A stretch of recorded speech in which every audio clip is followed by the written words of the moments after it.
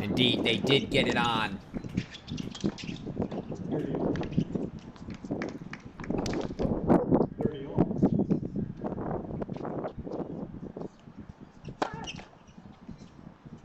Got some great coloring down there on that camera, but at least they've got it on for us. So that match on court 11, our first look there.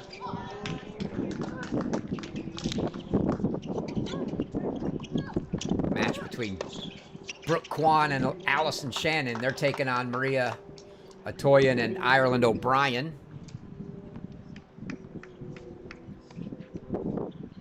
As Zigliara and Kim hold. So let's rotate over to court 11.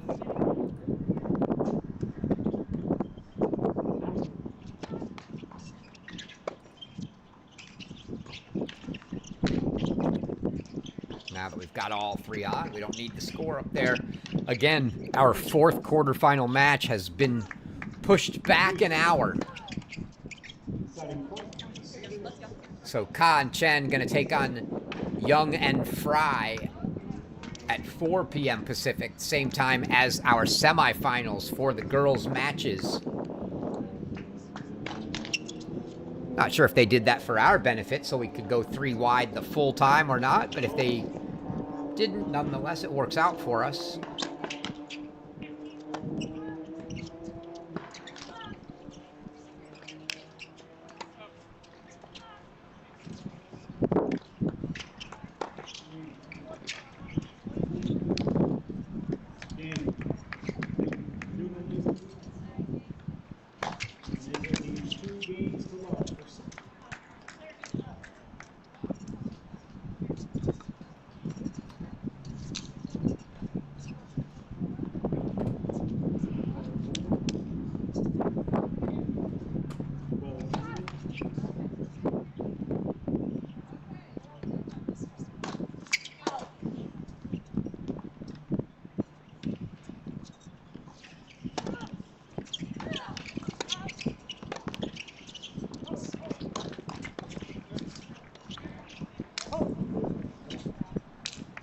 Still a game point here for Allison Shannon.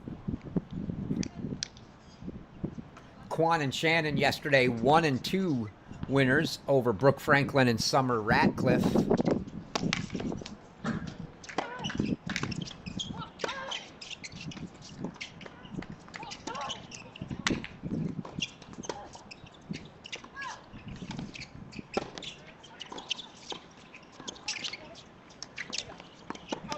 Deep, but the defense from Brooke Kwan outstanding there. And they take the opening game. Atoyan and O'Brien were 1 and 4 winners over 8th seeds Autumn Shu and Olivia Dardawan. Let's go back down.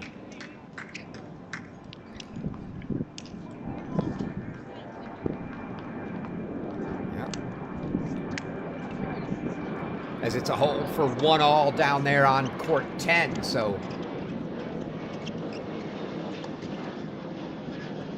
back to the stadium court as Newman and Hazlett followed their opening hold with a break, and they take a 2-love lead early here. And a reminder, in the doubles action, we're playing no ad.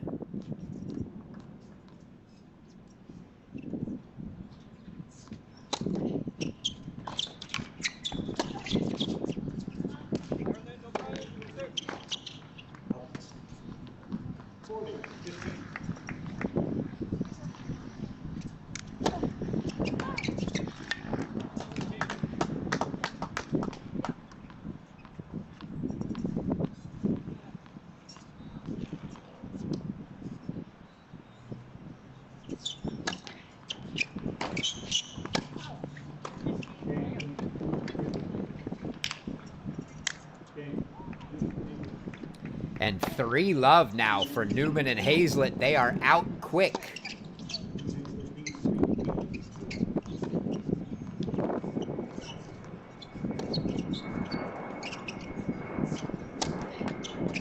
And that ball from Brooke Kwan, unable to be handled.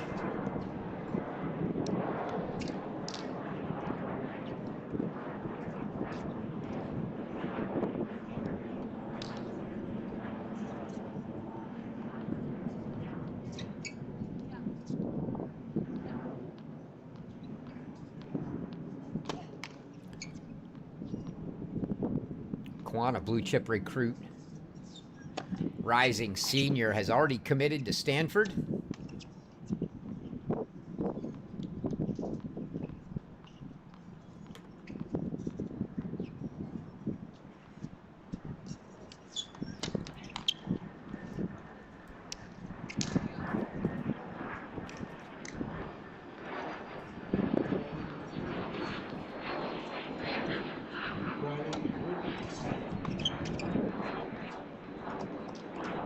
Ireland O'Brien, a rising senior from Greenwich, Connecticut.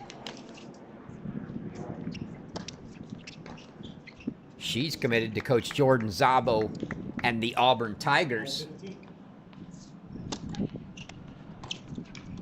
Got to be a highly touted recruit to make that cut. Coach Zabo has gotten to Auburn and quickly put together a powerhouse team.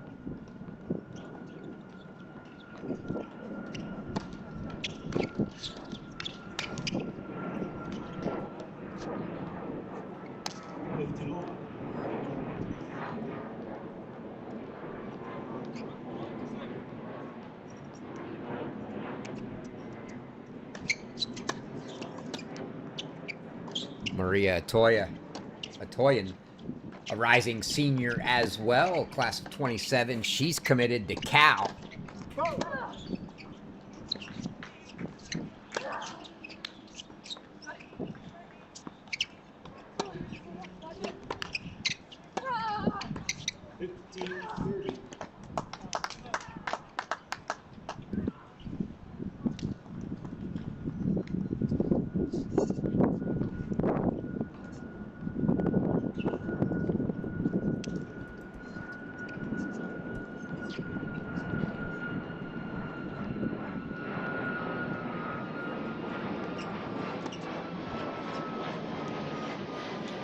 Fourth player on the court, Allison Shannon in the orange top, repping the colors of her new school, as she was a recent graduate this year. Shannon from Plano, Texas. She is heading off to Tennessee to be a Vol and play for Coach Allison Ojeda.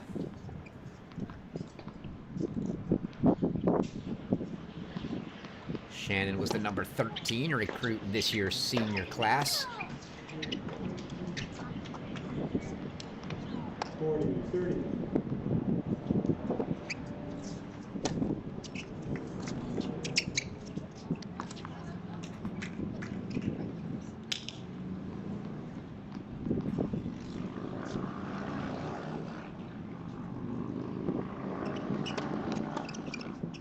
I think it's the first match I've had on the broadcast, singles or doubles, where everyone on court had been committed to play college somewhere. All four of these girls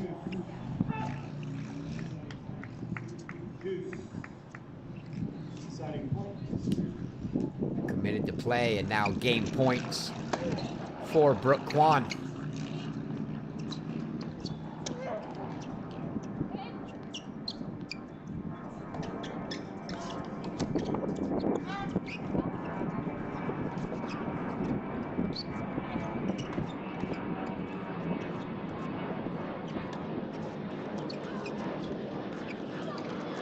Volley put away by O'Brien.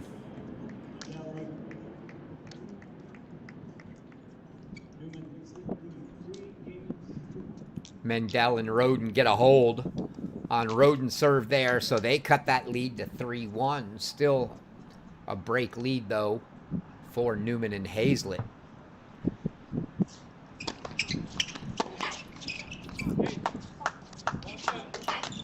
Again, if you joined us late, these are the only three quarterfinals going right now, as the fourth quarterfinal match between Ka and Chen against Young and Fry has been delayed to, or pushed back to 4 p.m. Pacific, coincide with the two girls' 16's semifinals. So we'll have 3 matches now and 3 matches going on then. Although I don't think it's likely that either of these are done before that point in time. That's only 30 minutes away. So we're likely to have 6 matches going at once.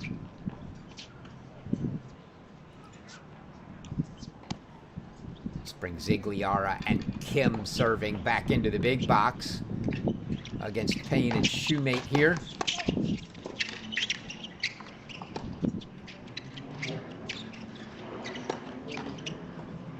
Up. 30 left. Friction club 30.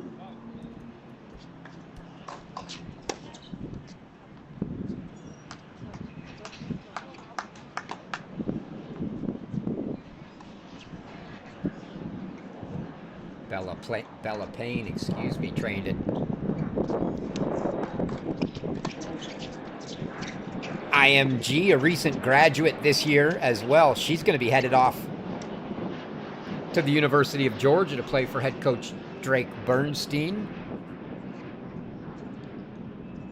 Associate head coach Jordan Chaplin and assistant Will Reynolds, a staff I know very well. Love those guys. Love the way they run the program there. Got to spend some good time with them at both the indoors and the NCAA championships this year. Hopefully you're either on site or home watching this one. Drake.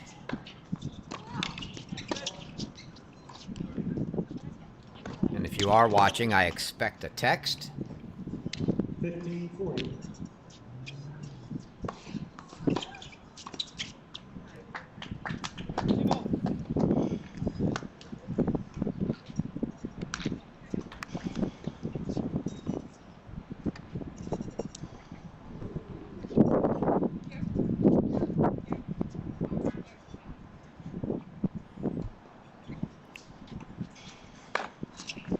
Bella's partner here, Sarah Shoemate.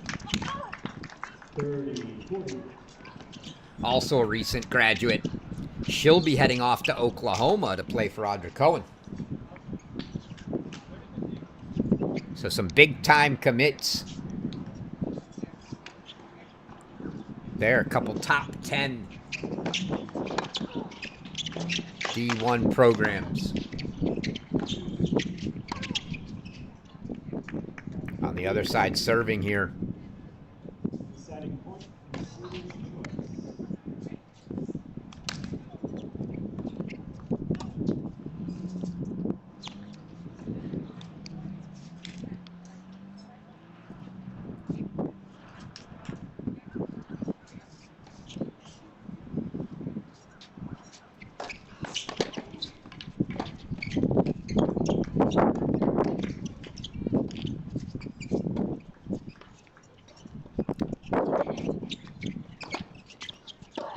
Couple years younger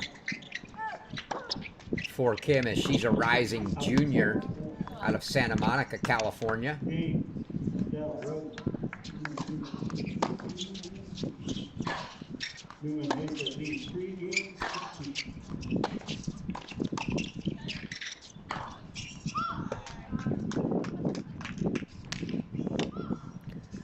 Paired up with Chloe Zigliara. Zigliara from Roswell, Georgia. Not far in the grand scheme of things from Athens. She's a rising senior and has given her verbal commitment to Furman to go play for the Paladins.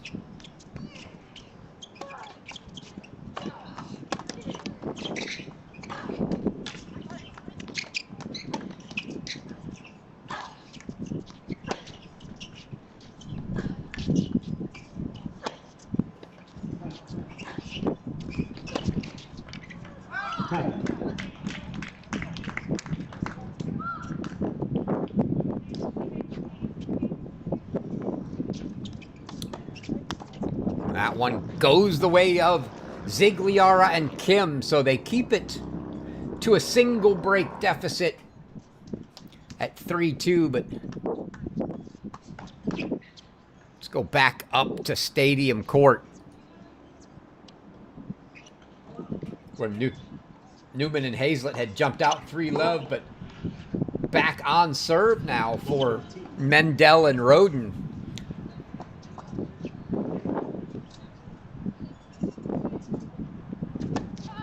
Ellery Mendel serving here.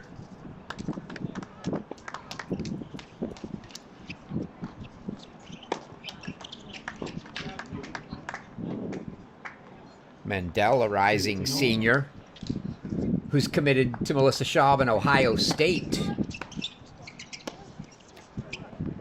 after her upcoming senior year.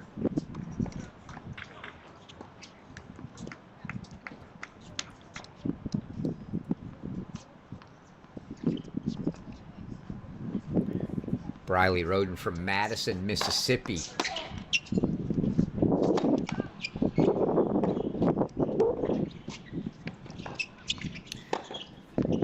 A rising senior, a verbal commitment to Mississippi State, and my good buddy Chris Hushar.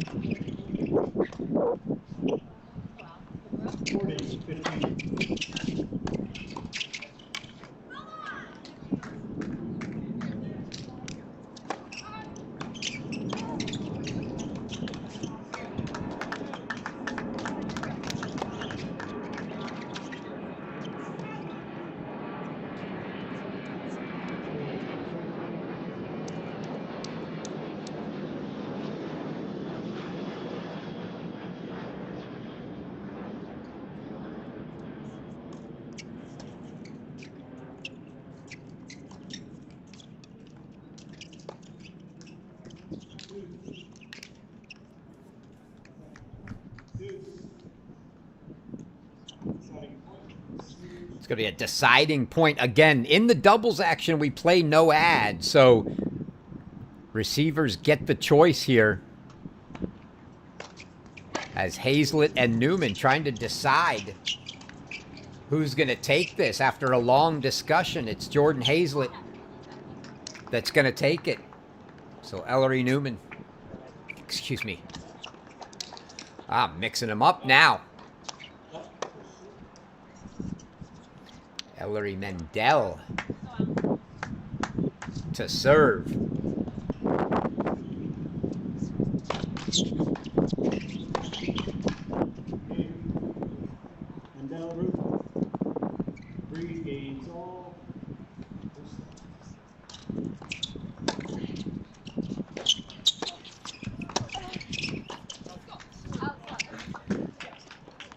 So Mendel and Roden get the hold from 3-love down. They're back to 3-all.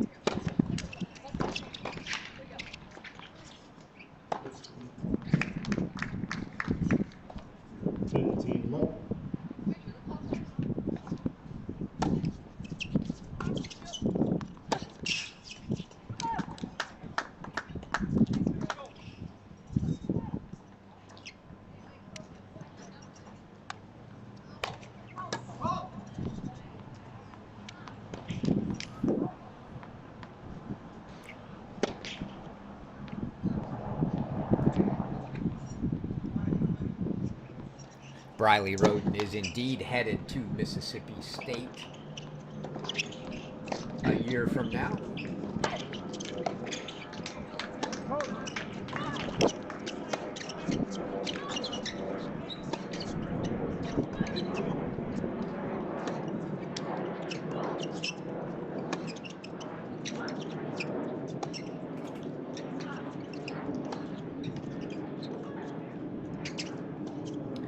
Great decision for the Mississippi girl. Love everything Coach Hushar's doing with the program there, and he's brought in Kazuki Matsuno here for this next season as an assistant. Matsuno coming over from the Pepperdine men's side under Coach Adam Schachterly. Going to be a top-notch coaching staff at Mississippi State. Throw in Noah Tippett.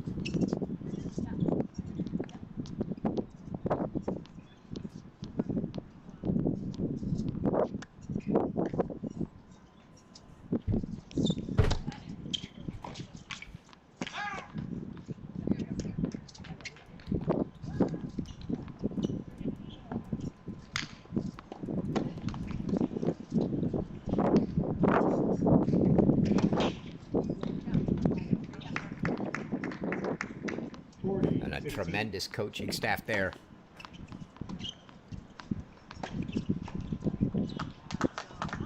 for the Bulldogs. We'll see this point through and we'll rotate around again. Starting to get to the tail end of some first sets here.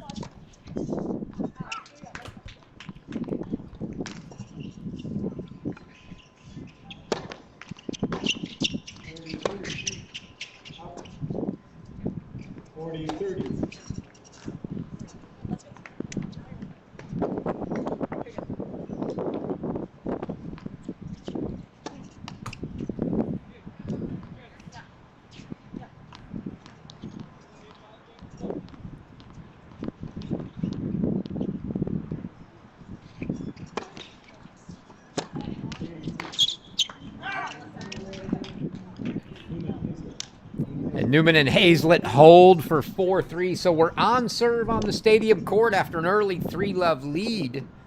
But let's take things out to court 11. As Brooke Kwan and Allison Shannon have opened up a 5-1 lead.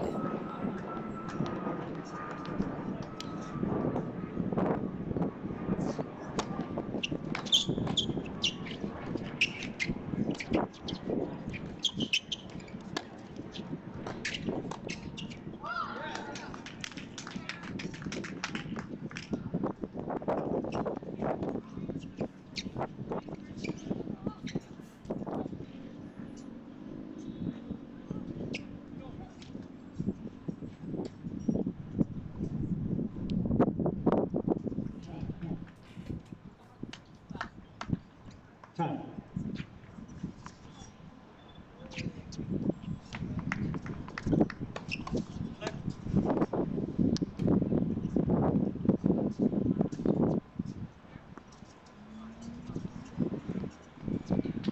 So we're on serve on the stadium, but it's a break lead for Payne and Shoemate on 10, and serving for the set. Here is Brooke Kwan.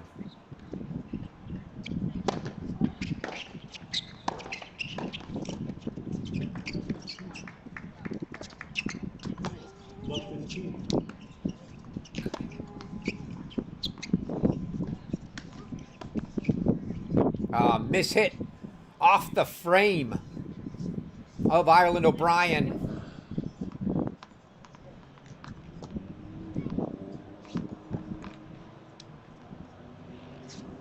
And now 30-15, 2 points away are Kwan and Shannon from the opening set. Again, we'll have 3 matches coming on in about 20 minutes with your 4th quarterfinal match in the girls 18s, as well as your 2 girls 16s semifinals.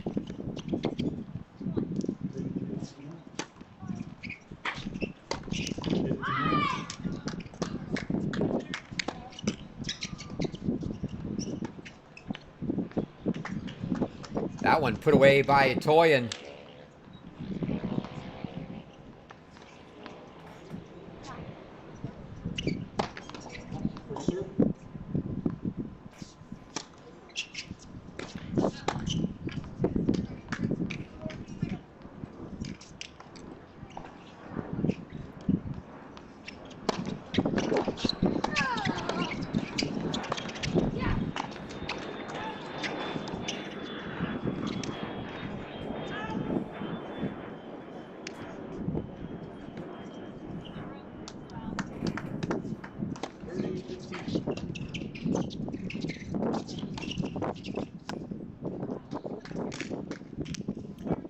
Break opportunity here for Itoyen O'Brien to get one of the 2 breaks back. They are down off the Brooke Kwan serve.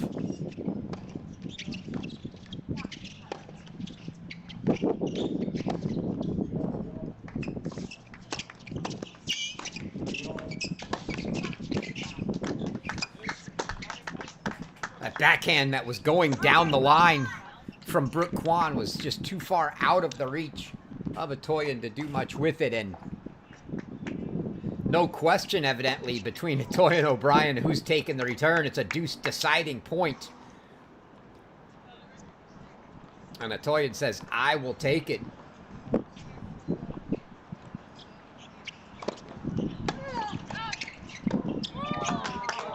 Oh, hard to see, but from the reactions, you can see that ball had to be good. as Allison Shannon, the service partner, puts away the return for the opening set, and Brooke Kwan and Allison Shannon take a 6-1 opening set. Let's quickly get it over to court 10. As Bella Payne and Sarah Shoemate now a 5-3 lead.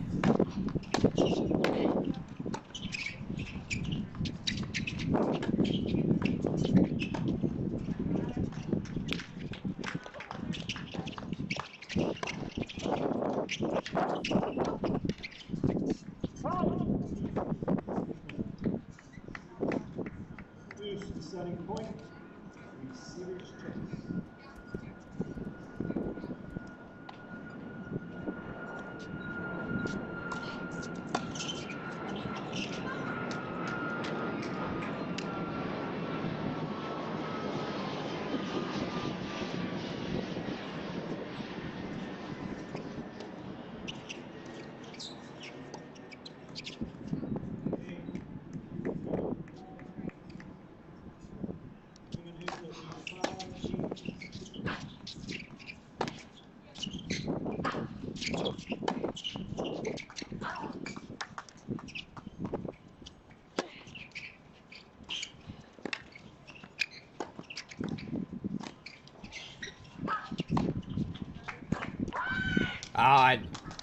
Sarah Shoemate, a wall at the net there. They couldn't get it by her.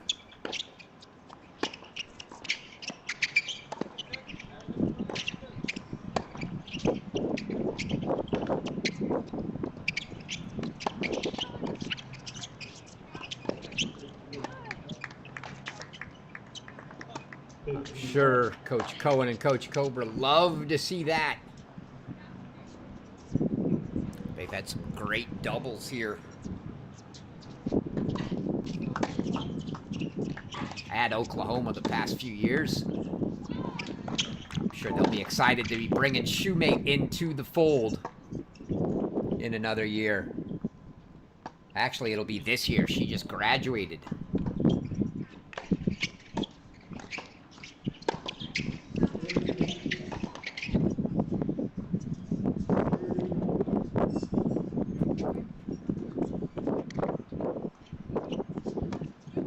Again, if you're in the chat watching online, say hello, drop a comment. Glad to have everybody here.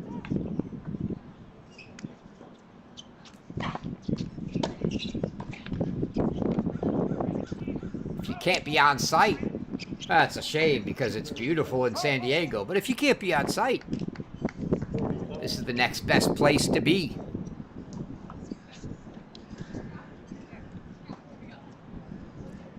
Gonna have to quickly. I can't. It's set point on both courts. Stadium court set point for Newman and Hazlett. Court 10 set point for Zigliara, or for Payne and Shoemate. Bella Payne taking this deuce point return. And Shoemate misses the volley there, so they won't get it. But we look up quickly back at the stadium court, and it was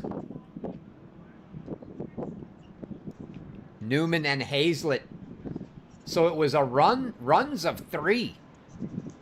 Hazlett and Newman started out 3-love. Mendel and Roden got the next 3 games to level it at 3-all.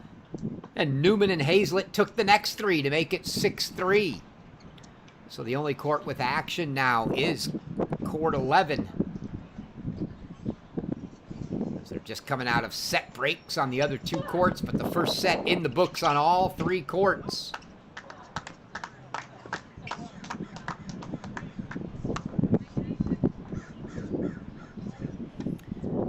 And maybe they'll be kind to us and not send those 4 p.m. matches on at exactly 4 p.m., which would put 6 matches out there and make it tough for us to give you good coverage of all of them.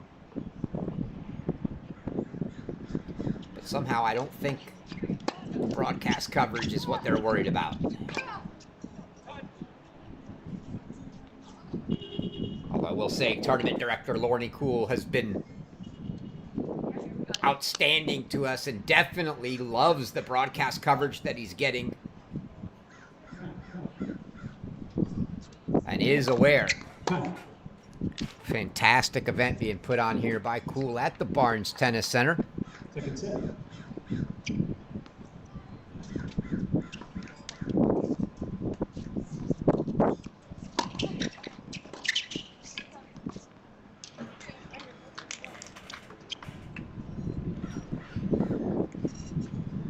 And I am sure we'll get a few more viewers and followers here at the 4 p.m.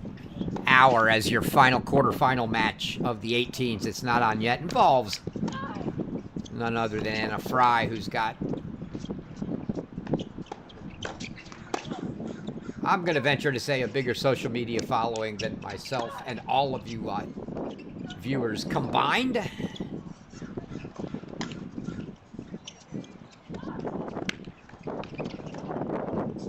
Oh, nice switch from Shannon and Kwan there, as Shannon took that backhand out of the air and Kwan really had to duck to make sure that didn't catch her.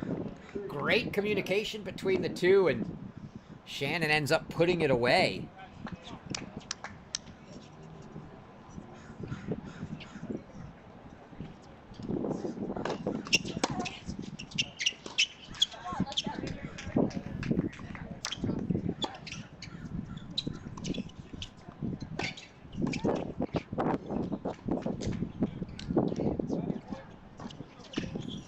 It's going to be another deuce point as Itoyen puts that volley away.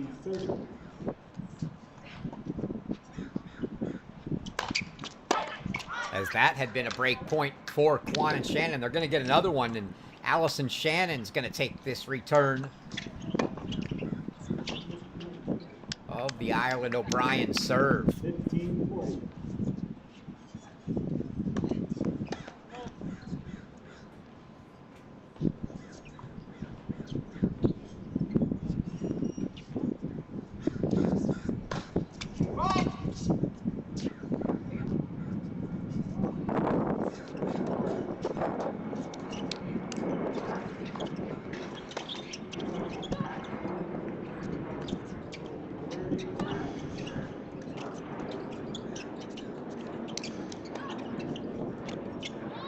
Oh, and another missed volley from O'Brien. She framed one earlier. She misses that one, and you can see the frustration.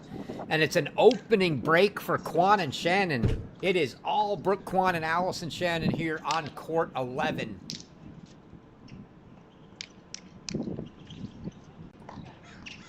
Let's go back to stadium court.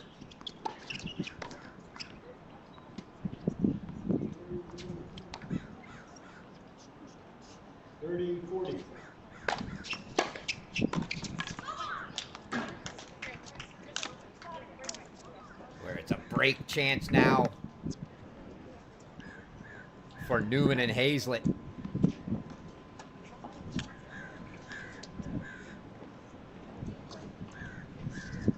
Actually, we got to go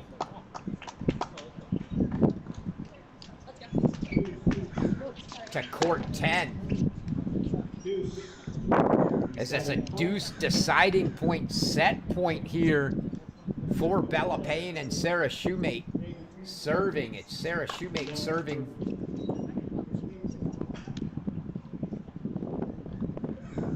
With set point on her racket. Oh, and Sarah Shoemate with the pass down the line for the set.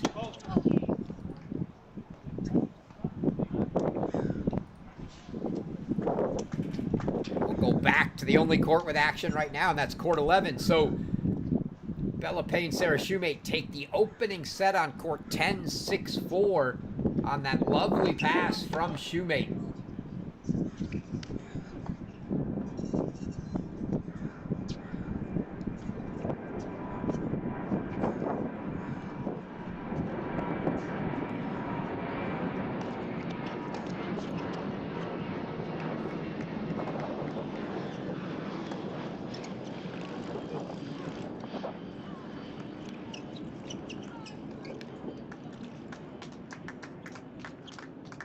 Toyen just got every one of those volleys back, but couldn't do anything with them as they were all just out of the on the outstretched reach. And Allison Shannon was just firing away at her.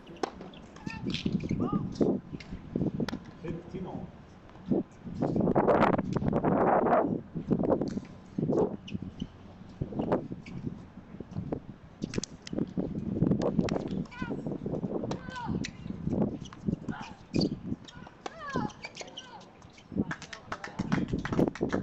Brooke Kwan just puts that volley right into the open court. Classic.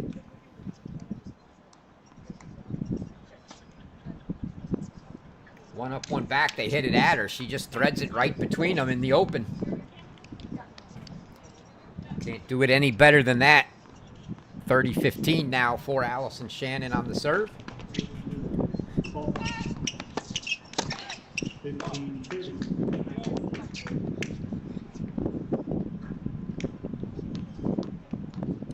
Again, neither of these teams seeded. So a couple of unseeded teams. You're going to have an unseeded team in the semifinals.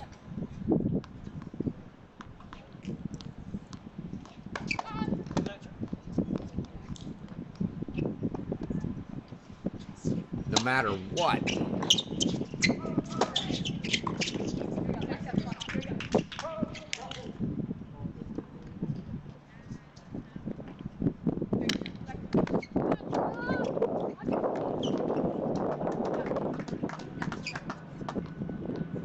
If I believe the draws, same thing in the match that hasn't started yet. Ka and Chen against Young and Fry. I have a hard time believing neither of those two teams is seeded, but shows they both knocked off 9 seeds yesterday in the round of 16. Game point here for Allison Shannon.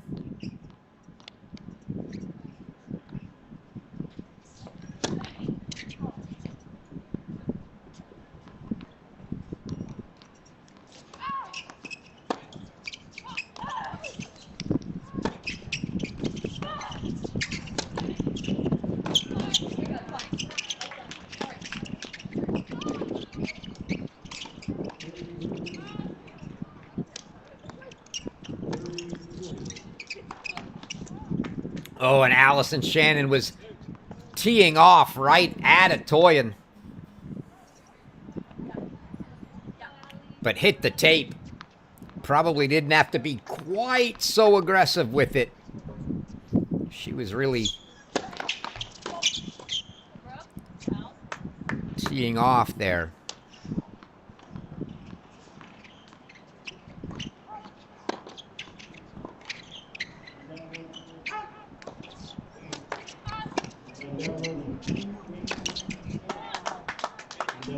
And that one put away on the deuce point by Brooke Kwan.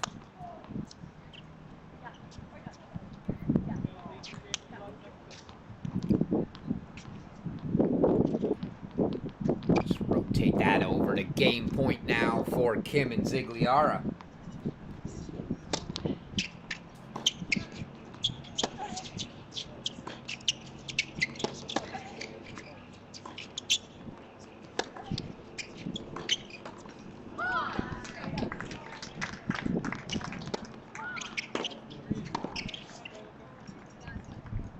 Up 15.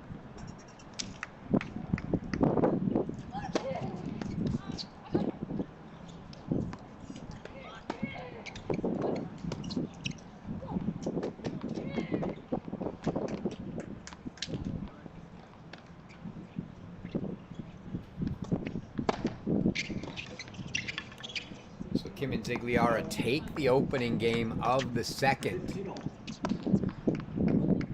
Back to the stadium court,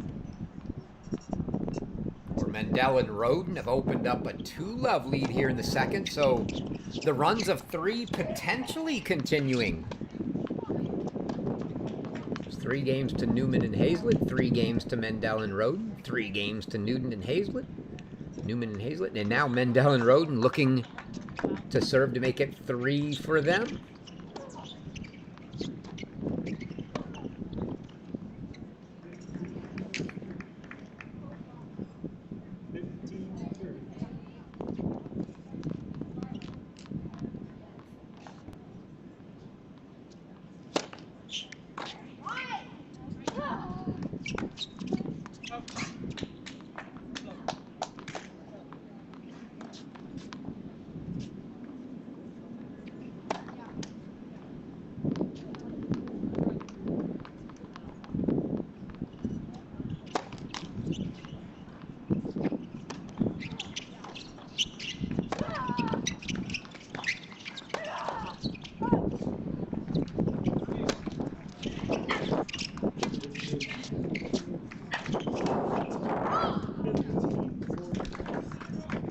Game points.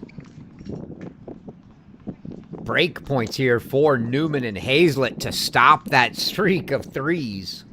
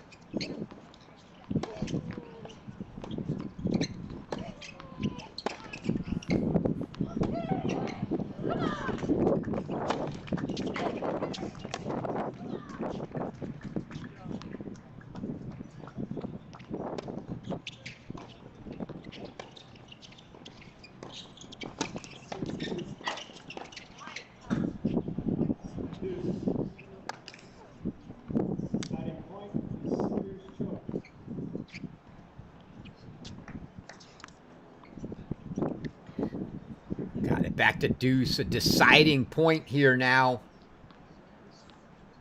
for the Mississippi State commit Briley Roden. And it's going to be Jordan Hazlett to take it.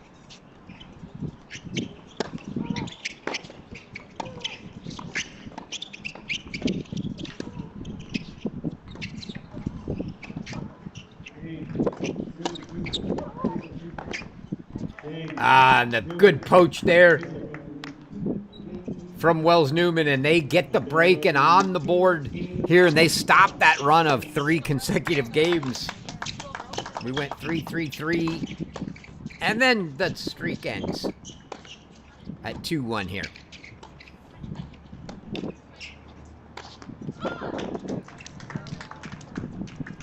Let's go back down to court 10.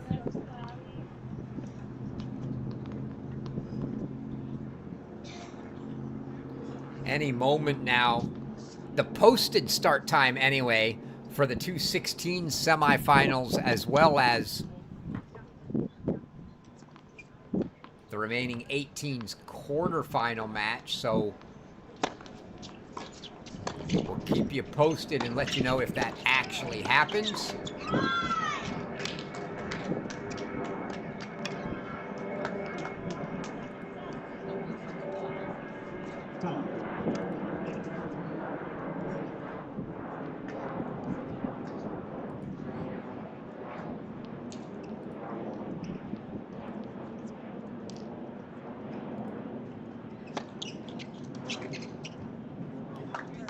I'll look to see if we see scores start popping up on those courts. Nothing yet.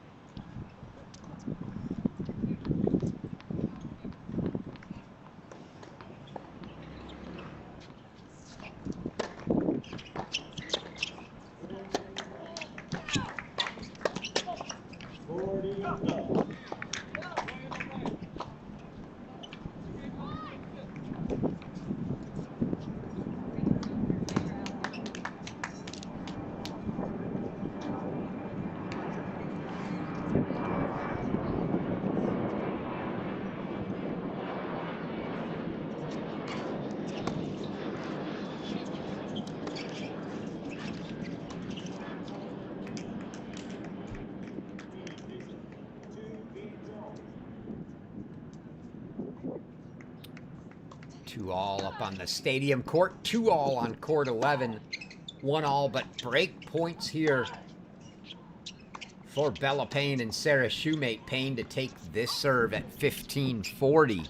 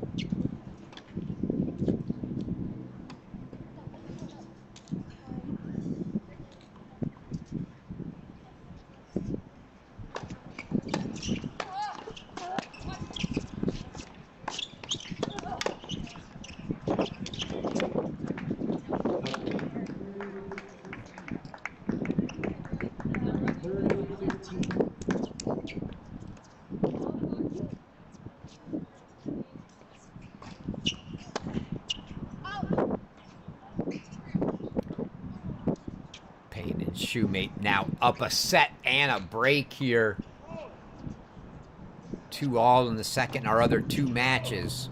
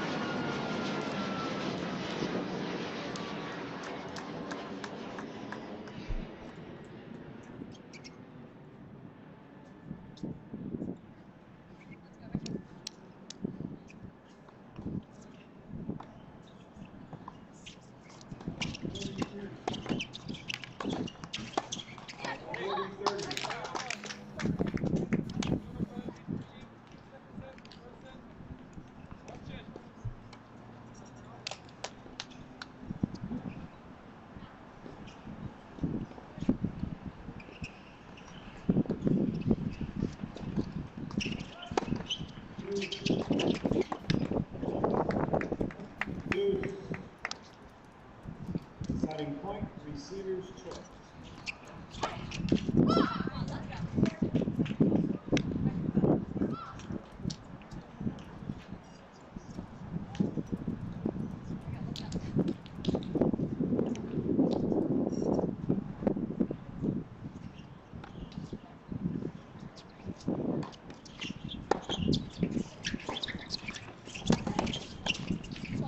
Oh, that volley missed. We go to the deuce point here on stadium court.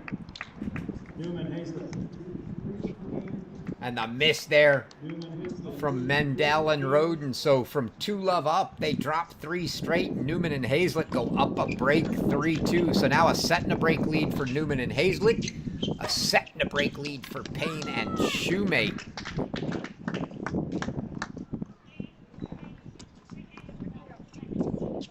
And they get the hold there, so they consolidate the break to go up 3-1.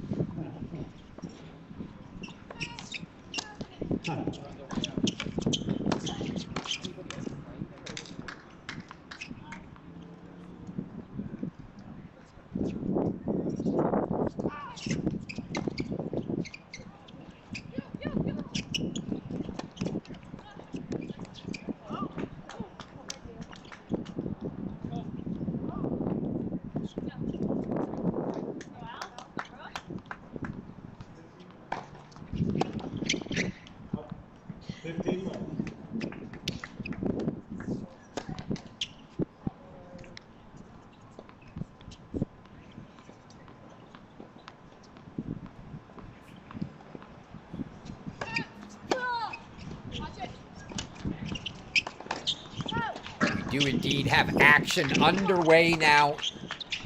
In all, 6 matches as our 2/16's semifinal matches and our remaining 18's quarterfinal match have begun. So it's going to be a little juggling act. But we're going to stick with these matches.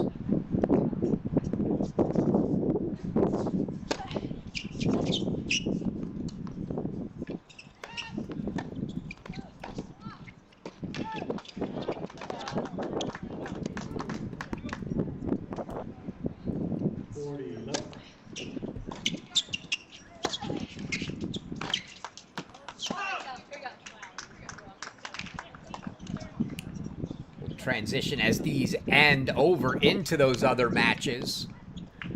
Just to let you know what they are, it's Danielle Young and Anna Fry taking on Natalie Kahn, Yilin Chen in the 18's quarterfinal. That your other quarterfinal match just starting that we don't have here. And then your 16's semifinals matches. Abigail Haile, Olivia De Los Reyes taking on Daniela Sales and Alexandra Zhirkanika. And the Davlet Sheena sisters, Nicole and Daniela, taking on Isabel Wen and Madeline Cleary.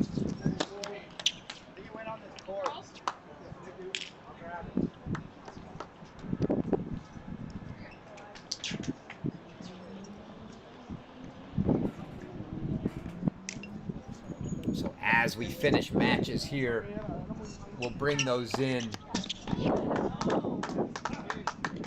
If they go a little too long and we get interesting points or potential set finishes in any of those others, we'll definitely get there. You're not going to miss the first set any here.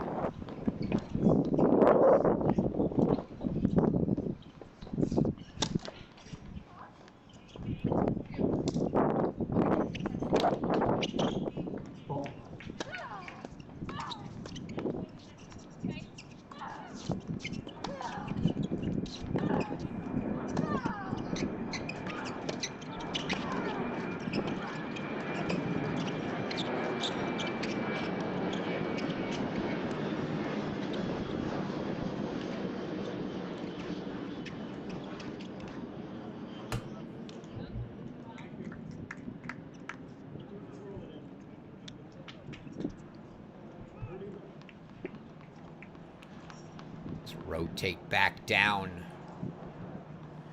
to court 11 as Payne and Shoemate now a set and 4-1. Look like they're on the way. It's a double break lead for Bella Payne and Sarah Shoemate.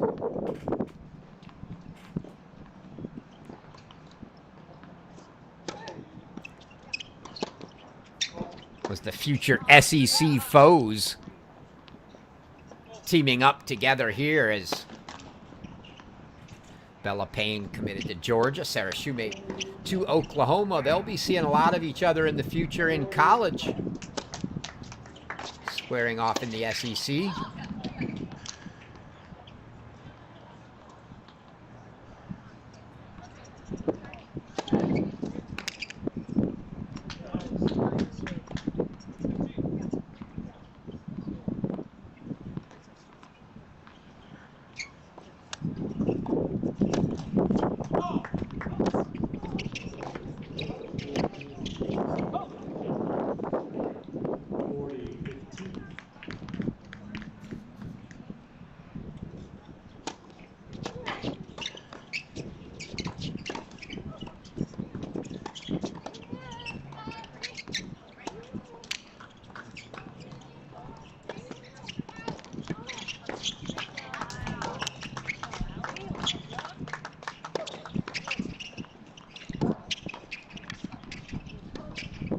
Latoyan and O'Brien hanging tough here in the second for what seems like every time we tune in, the Brooke Kwan and Allison Shannon show.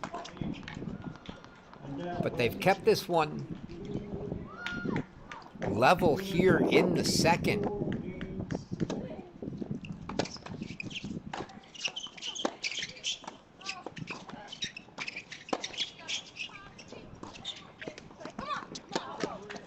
Shannon's Attempt to go up and over, goes deep. And it'll be a game point for Atoya and O'Brien.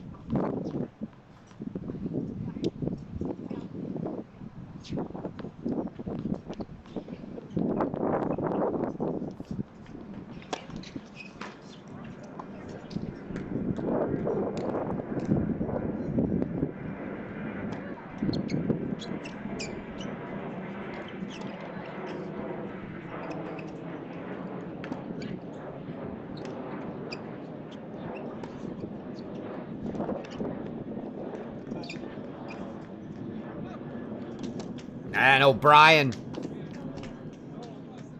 gets one to work out for at the net. We've seen some errors there, but she puts that one down at the feet of Shannon, and it's a hold for 4-3. Let's go back to court 10. As it's game points for Payne and Shoemate, and they get it right there as we come back.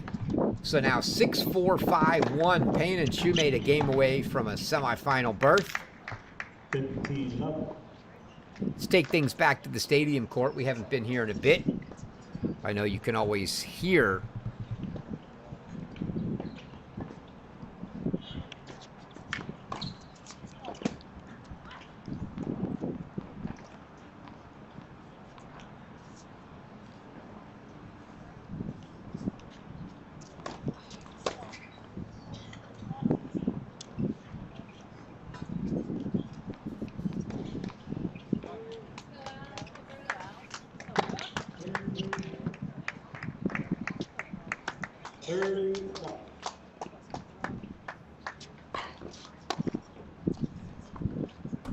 Newman and Hazlett a set and a break. Payne and Shoemate on the doorstep. One competitive match right now. The second we've got going. Latoya and O'Brien 4-3 lead after dropping the first, but on serve. 30-15.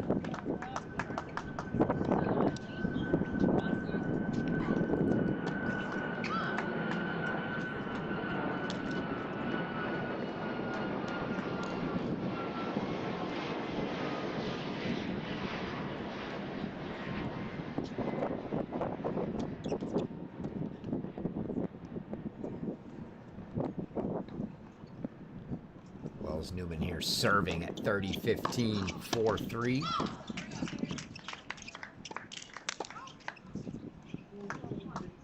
Ah, beautifully done by Jordan Hazlett there. As it's 40-15 game points.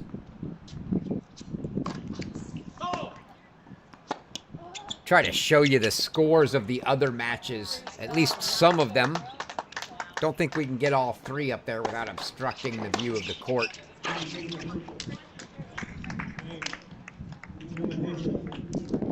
As Hazlett puts that one away for 5-3. Bring Payne and Shoemate back in just on the off chance they get to a deciding match point here.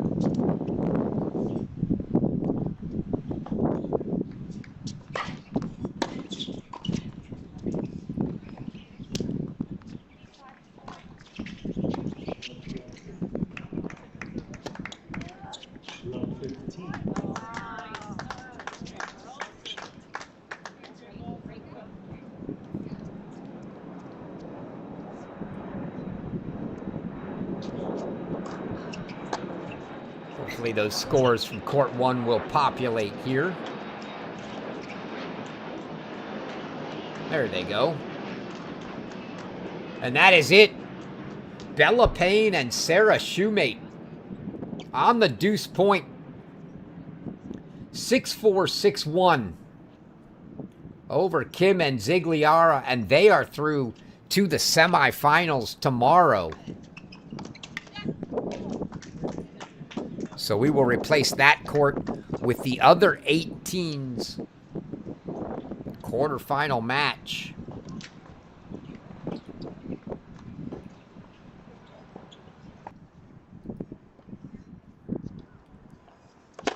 see Ka and Chen.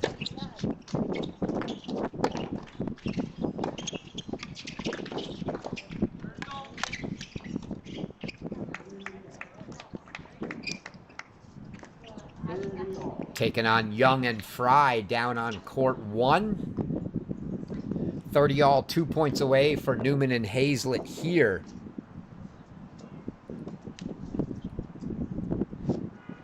We'll throw the scores of your two 16 semifinals doubles matches up there.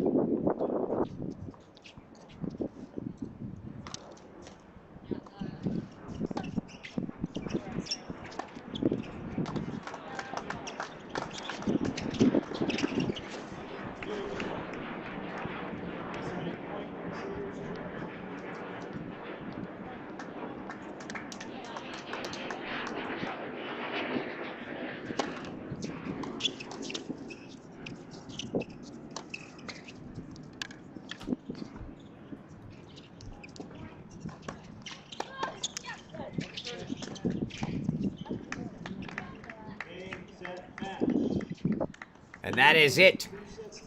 Jordan Hazlett, Wells Newman, 6-3, 6-3.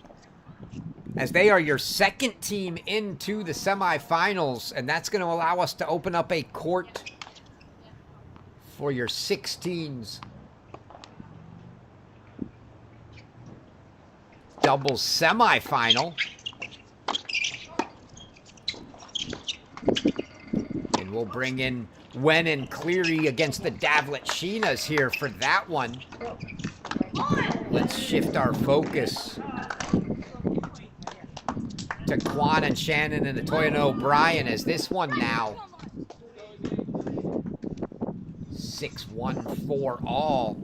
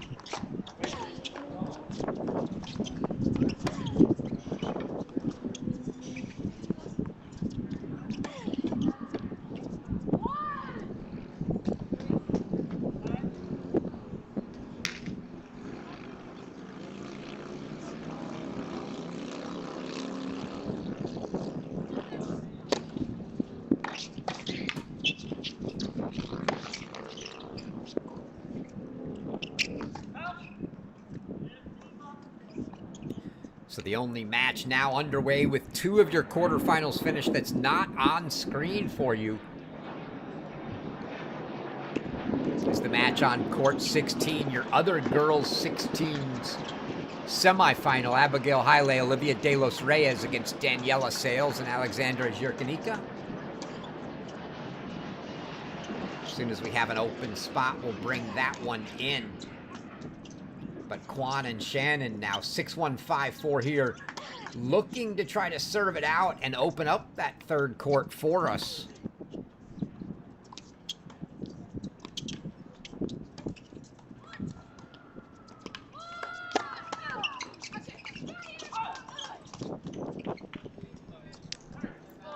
Interested to see how Nicole Davlet-Sheena responds after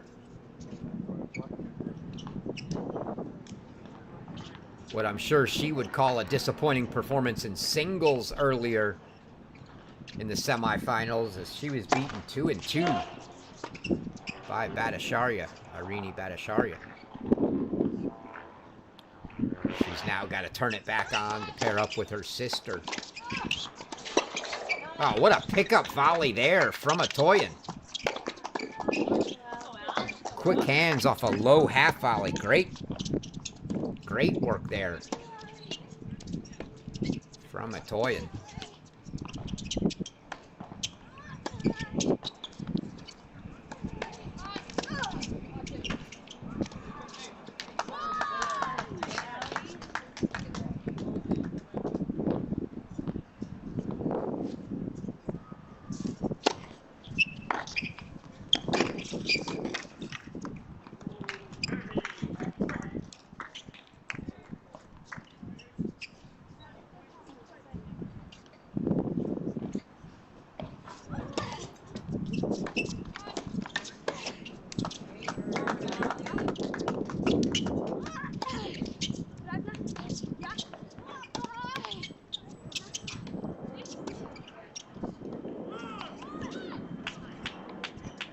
Match point here for Quan and Shannon.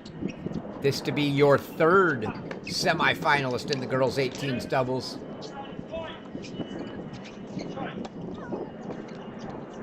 Oh, and Brooke Quan saw the semifinals in her eyes as she promptly dropped that overhead volley into the net, but it's still going to be another match point coming.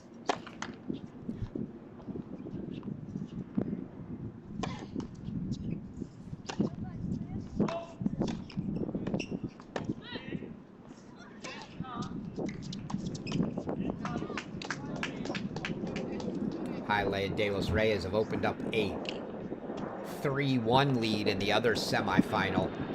Really want to get to that one. I couldn't say enough good things about Olivia De Los Reyes yesterday. I want to see more. Being new to her game. And that double fault is going to make it deuce, and they're not going to make her go back to the same spot. They feel better about the Atoyan return than forcing Shannon to serve to the place she just double faulted. So it's a deuce deciding one final match point here.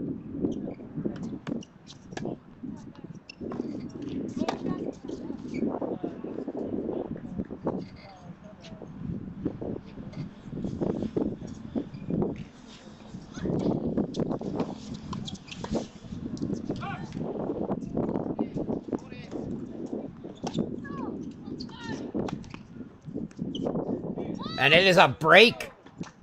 So 3 match points fought off by Atoyan and O'Brien, and we go to 5-all.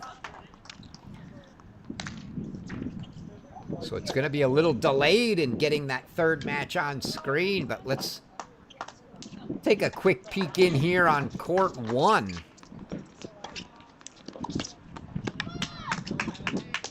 As Natalie Ka and Yilin Chen have a 5-1 lead over Danielle Young and Anna Fry.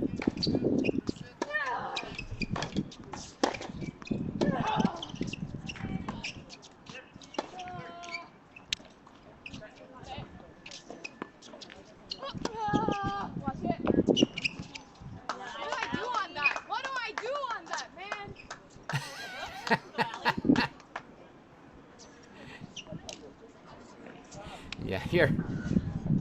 What do I do on that man? Too good.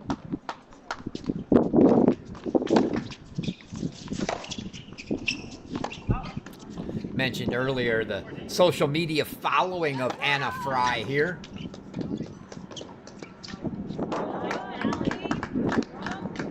$836,000 Instagram followers. If you're counting. I mean, who's counting? I'm clearly not counting. I'm just looking at the number on Instagram. 836,000. Going to be a second year at North Carolina this year. She was with the Tar Heels last year.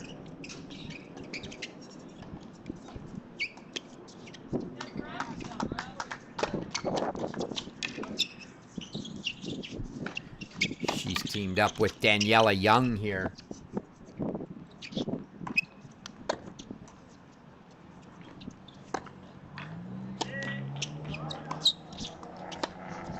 And puts a volley away.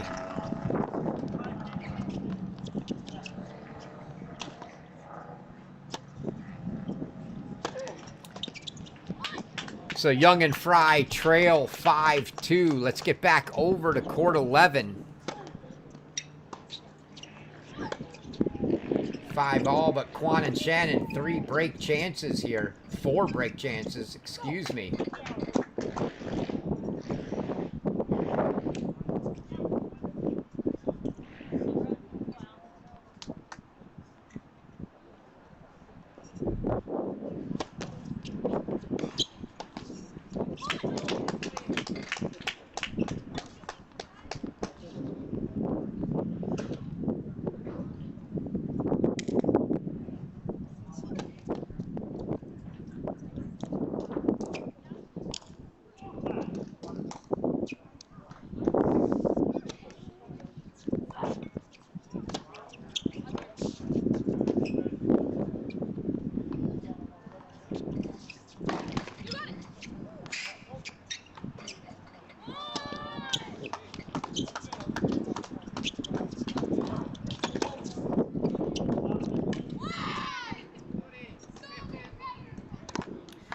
So Quan and Shannon once again gonna get to serve for the match, 6-5. But let's take you back out to court 1.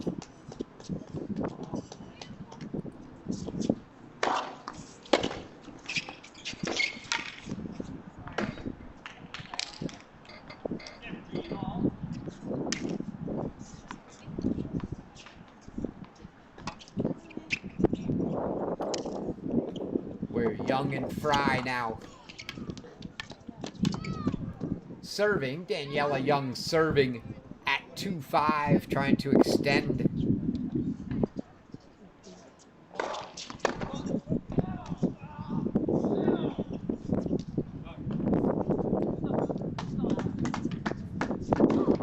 This first set, the one match not being shown now. You see Haile and De Los Reyes 4-1.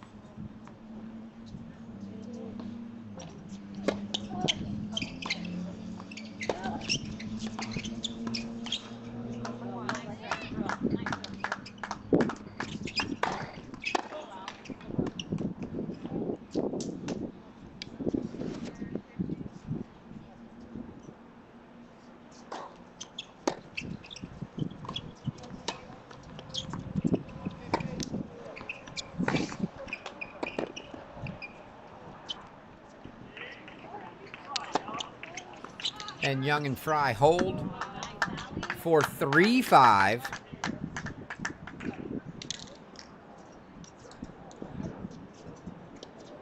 Keeping things going now, but back over to court 11. Once again, match points for Brooke Quan and Allison Shannon. Brooke Quan serving here. 40 love, 4 match points.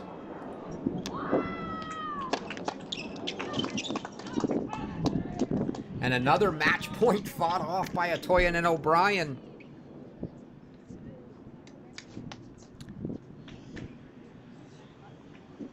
I believe they fought off 3 before.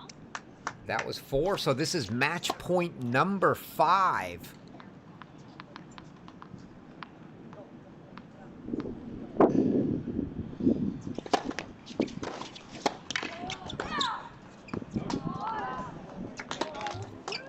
Fifth time's a charm, say Brooke Quan and Allison Shannon. 6-1-7-5 for Quan and Shannon. They punched their ticket into the semifinals, and now 3 of your 4 semifinalists are known, and we can swap this match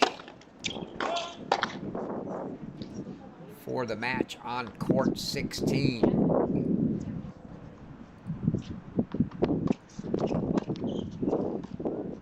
And now all 3 remaining matches for the day on your screen. Your 2 16 semifinals.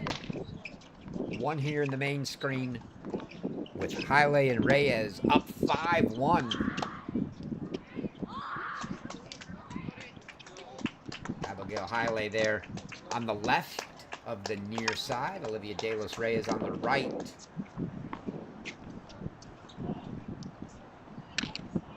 Coordinated skirts again today for those ladies. Get bonus points for that, I think.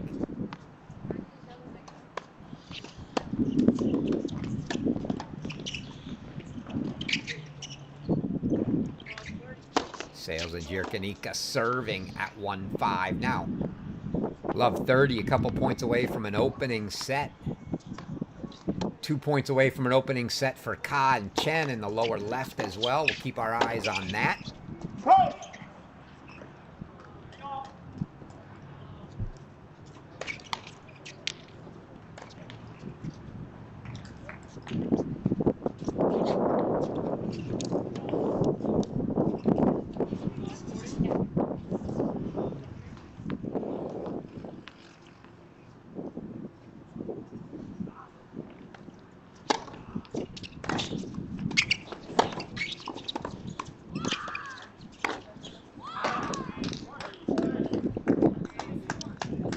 And it is an opening set for Abigail Haile and Olivia De Los Reyes. As impressive as they were yesterday, they continue to be that impressive today.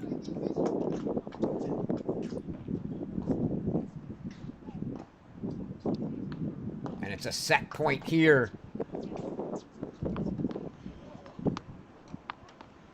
for Natalie Ka and Yilin Chen.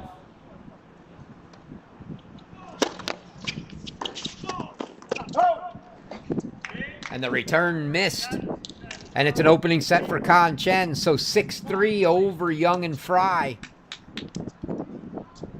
And the only first set left to go now on court 17. And it looked like that one was a deuce point that just went the way of Wen and Cleary. And they take a 5-2 lead over Nicole and Daniela Davletsina.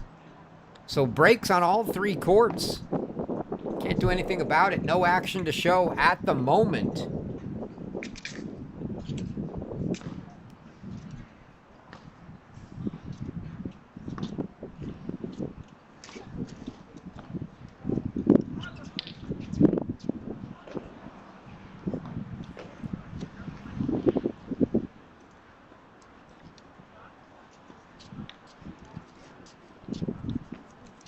Looks like we're going to have action on 16. First, so we go there as you see Abigail Haile serving to start the second.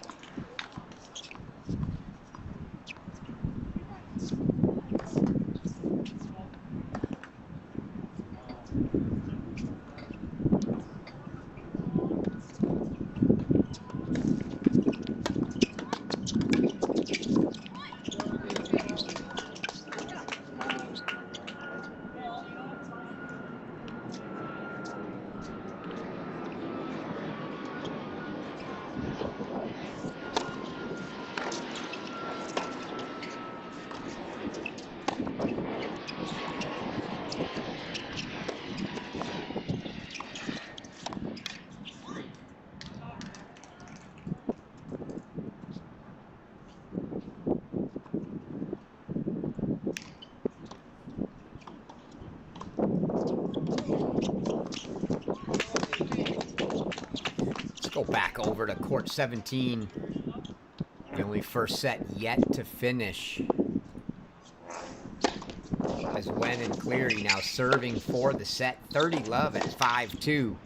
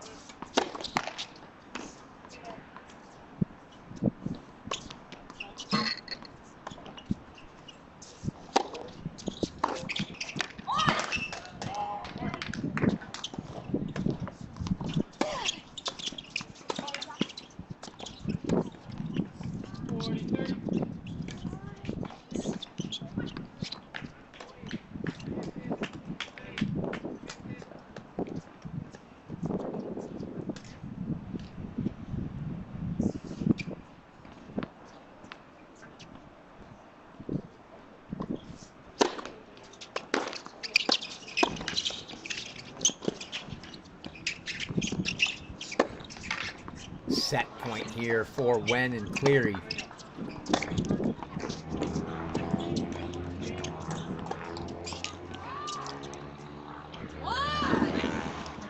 First one fought off by the Davletshinas.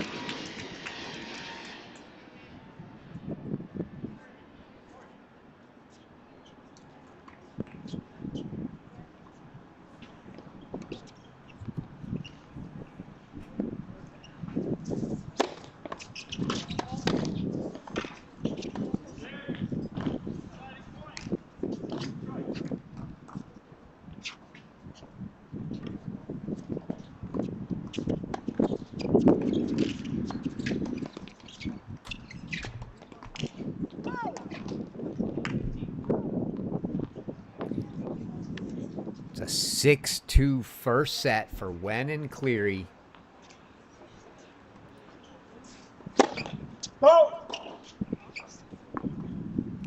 As we go back to Young and Fry, and Anna Fry serving on a deuce deciding point here to open the second.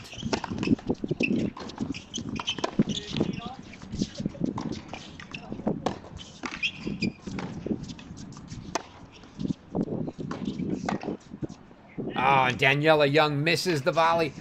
Made the right play, crossed, had the volley right there on the forehand side. Just put it into the net. And Kan Chen open with a break.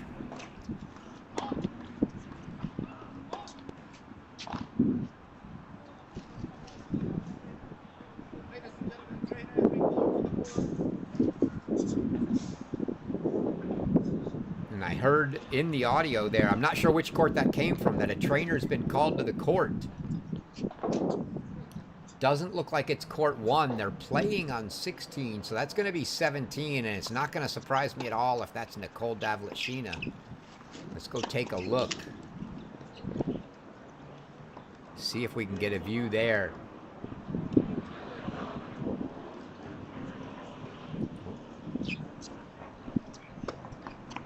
As she received treatment in her singles, same thing going to happen here, so stay away from that one for the time being. We'll focus here on Haile and De Los Reyes.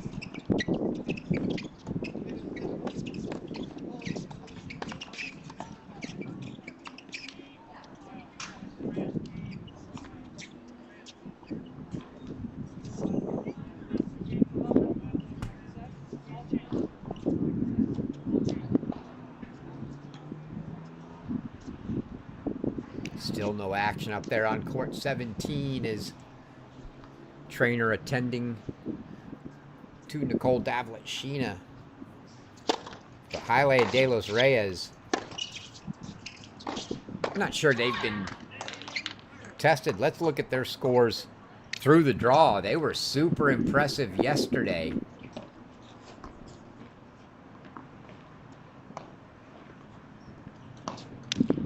A 3-1 win over your top-seeded Selvin and Martin yesterday.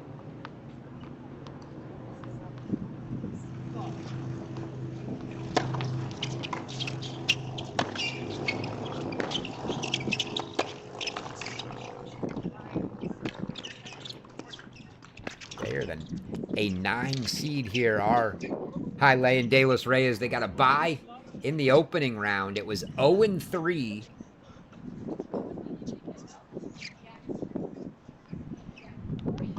In the round of 64 for them. 3-3 in the round of 32.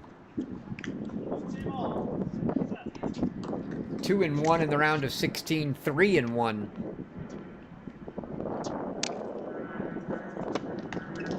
In the quarterfinals yesterday, and now 6-1-2 love here. So to say they haven't been tested would be an understatement. Haile and De Los Reyes have been the most impressive team in the 16's doubles draw so far.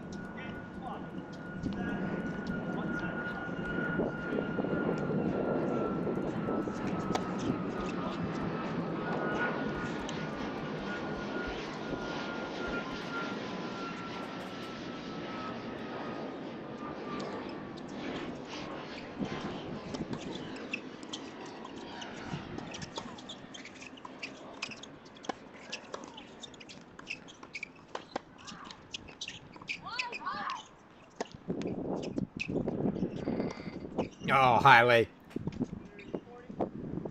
Right there for the easy volley, and just put it not even on the tape, more like in the middle of the net. And it's going to be a break chance, a couple break chances here.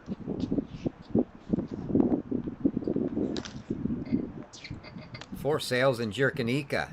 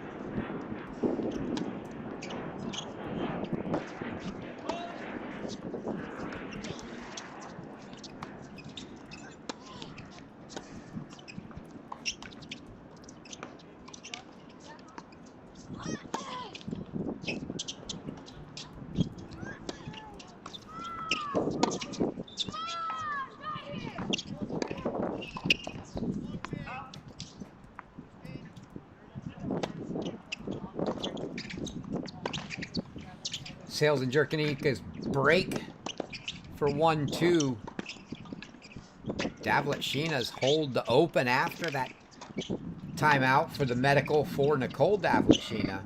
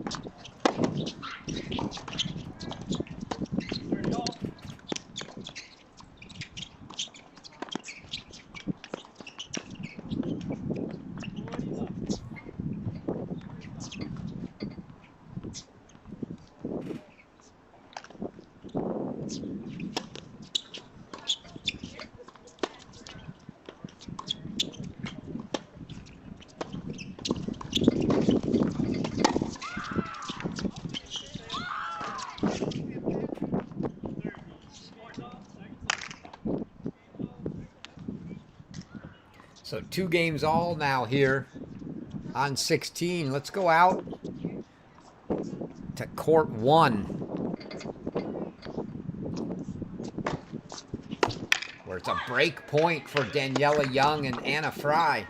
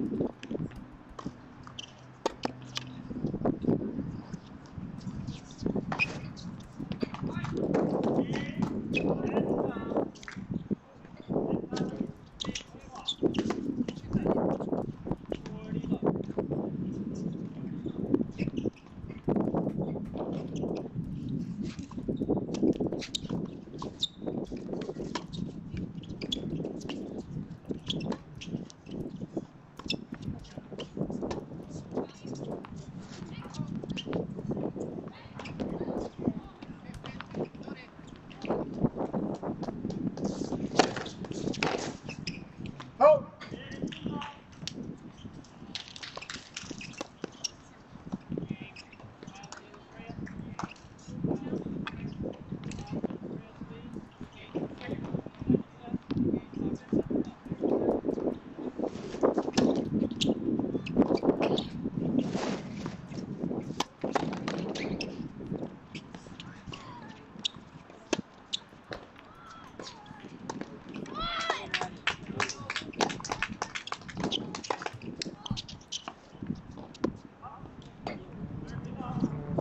30 love now for Anna Fry, but they were unable to get the break to get back on serve.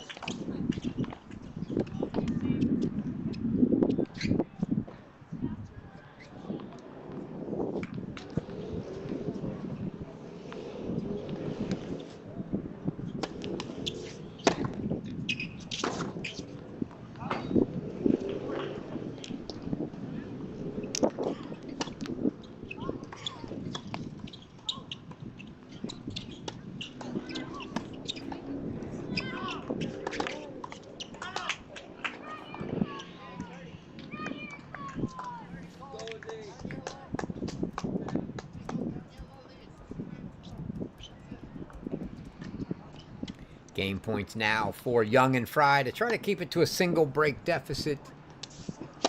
The Davletshinas a 2-love lead in the second now. And so Young and Fry get the hold for 2-3. Let's go down to court 16.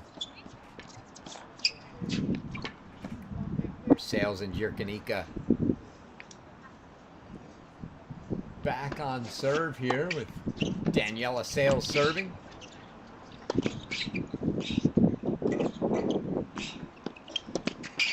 Oh, what the... Oh, great wheels just to get to it from De Los Reyes.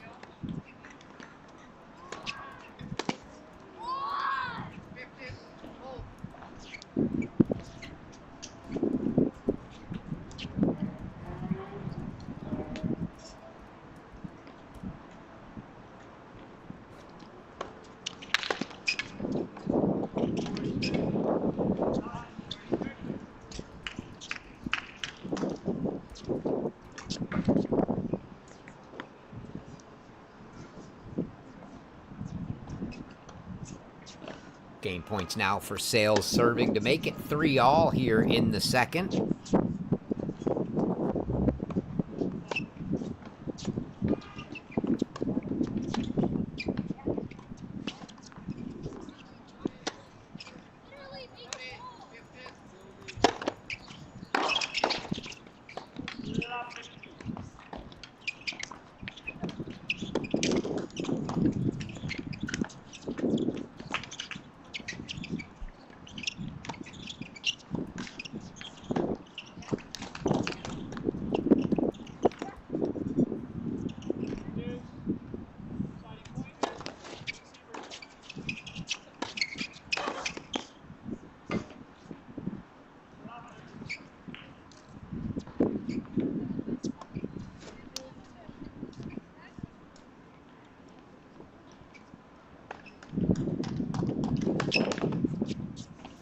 Looks like it's going to be Haile to take the deuce point return here.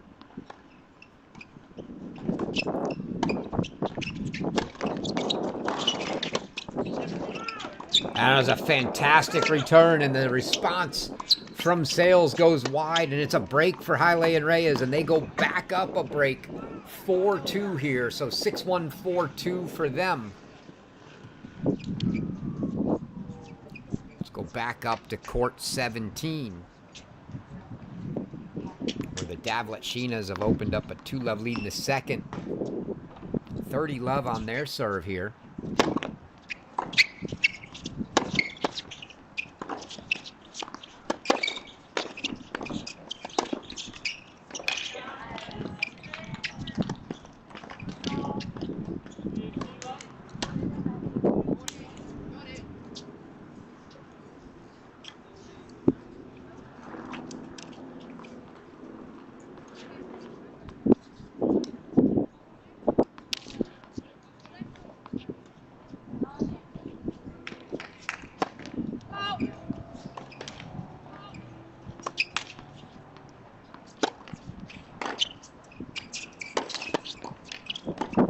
Game points for Daniela Davletshina serving.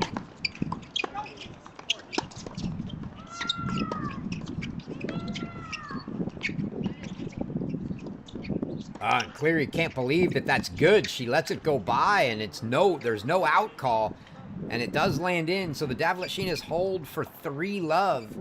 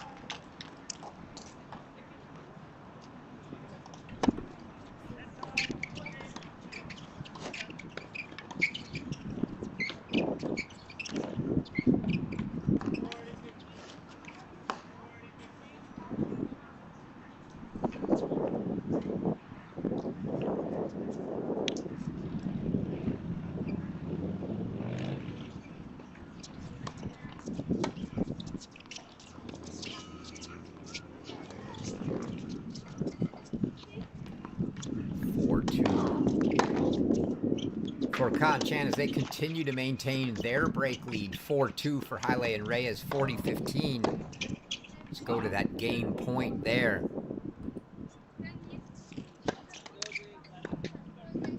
As De Los Reyes serving for a 5-2 lead. Looking to be our first finalist in the girls' 16 doubles.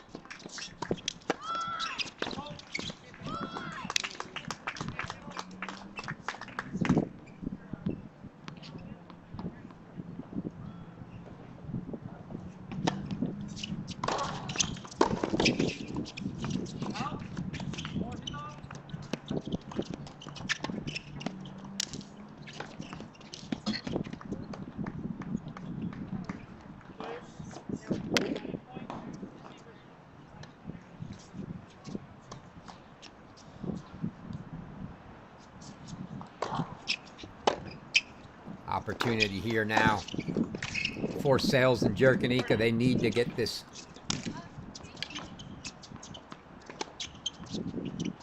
break back on the De Los Reyes serve. Right here, let's go, right here. But the return from Jerkanika doesn't make it over the net, and it's now a 6-1, 5-2 lead for Haile and Reyes, and they remain untested this week in doubles action. Let's go back up to court 17. The Davletshinas seem to have turned things around here in the second set.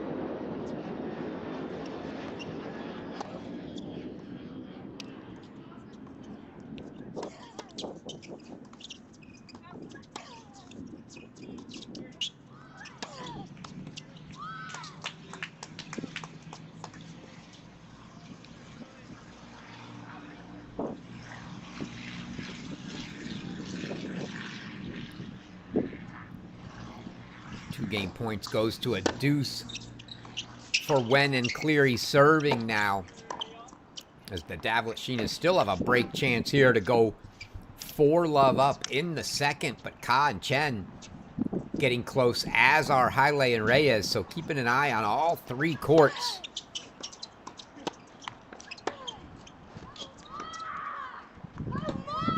And that one sails long, and the Davletshinas break and go up 4-love.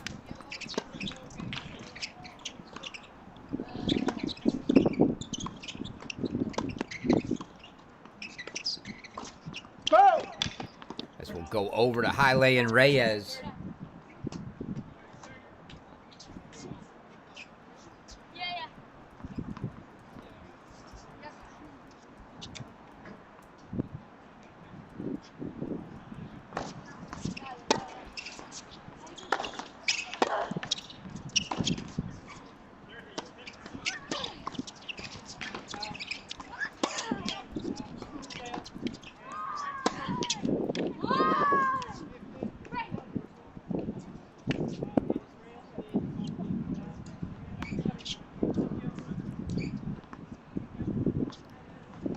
So 5-3.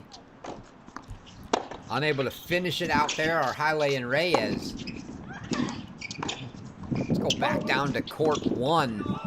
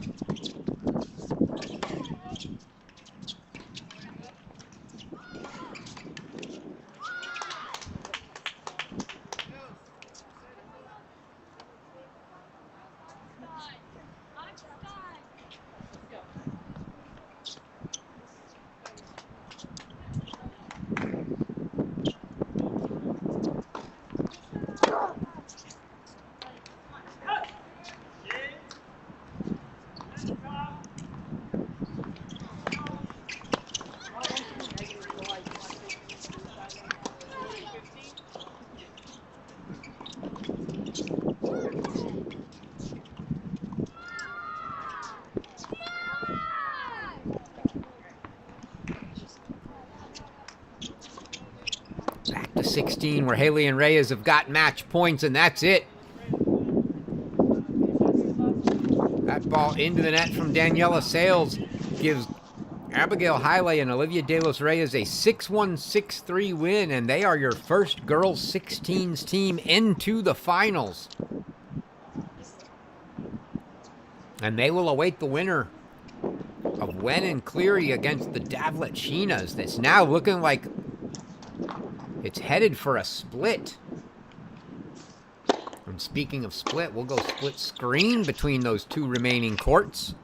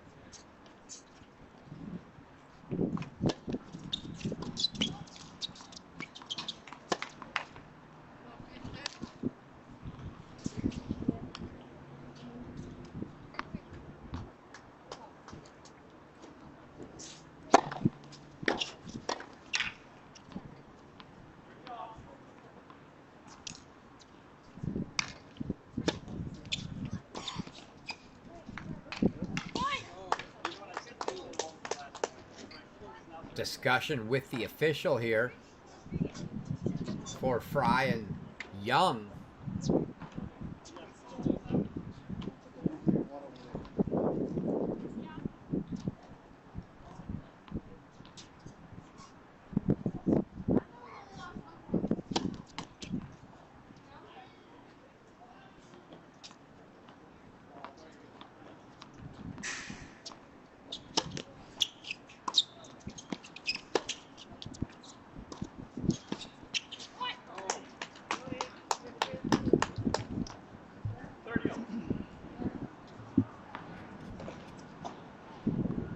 So 30 all at 3-5 for Anna Fry serving.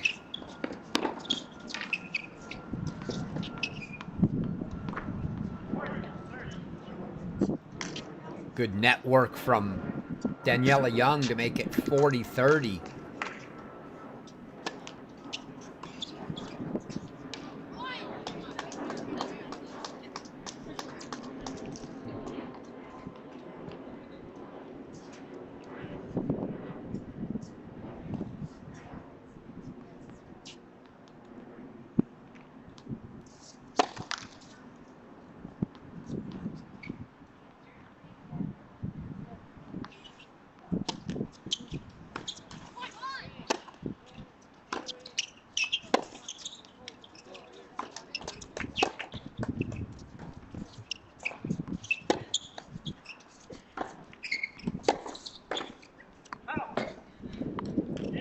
The backhand from Fry. A little too tough to handle at the net there. The volley goes long, and it's 5-4. But Kan Chen going to have a chance to serve it out.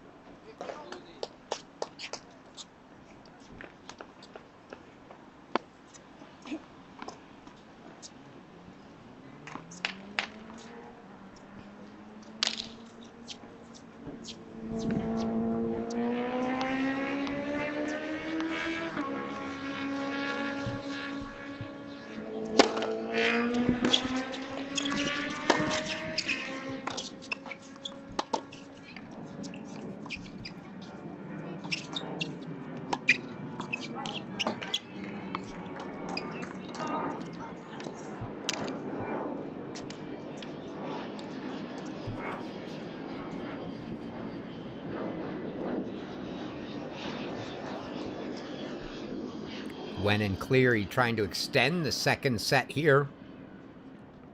See if there's any way they can get back at this one and keep it from being split.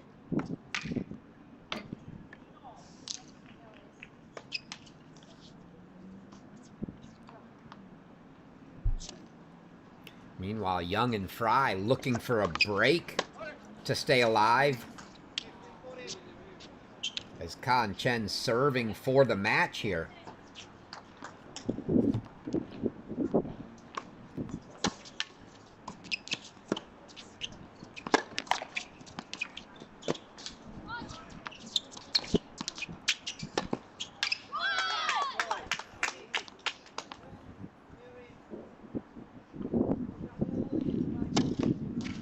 From 5-love, a little two-game run from Wen and Cleary. They get it to 2-5. What a ball. Pass down the line, and Kan Chen 2 points away now.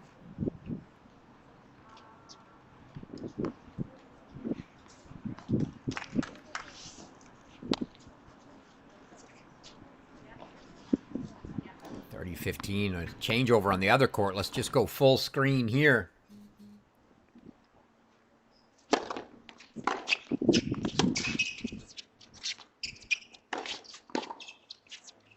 Great ball from Anna Fry right at the feet.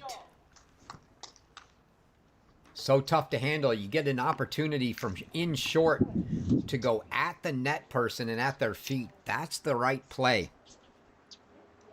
Smart play from Anna Fry.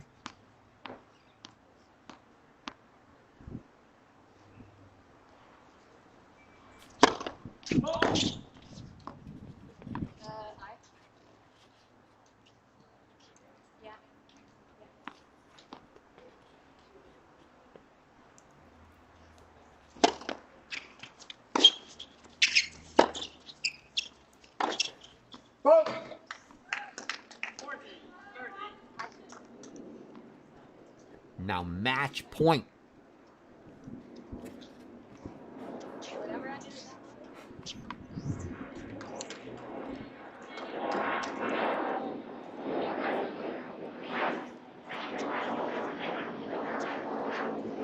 Get back to that 16's semifinal in a moment, but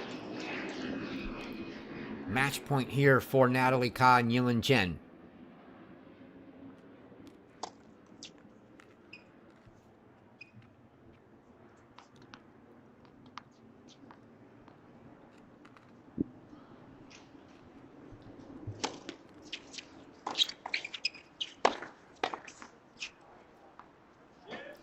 Good reach from Daniela Young there.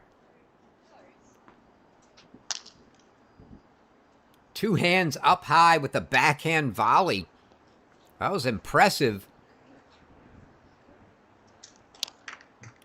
That brings up a deuce deciding point, but match point number 2 here.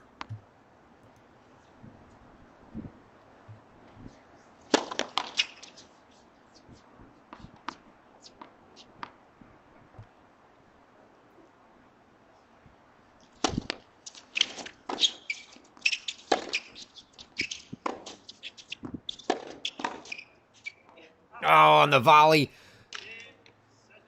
is missed by Daniela Young, and Natalie Ka and Yilin Chen take it 6-3, 6-4, and they are your final semifinalists in the girls' 18s. We go back to the girls' 16 semis. Our last match of the day left. Oh, no. The miss there. And simultaneously yells from Nicole and Daniela Davletsina. So we can give you your semifinal matchups in the girls' 18s doubles now. It's going to be Bella Payne and Sarah Shoemate taking on Natalie Ka and Yilin Chen.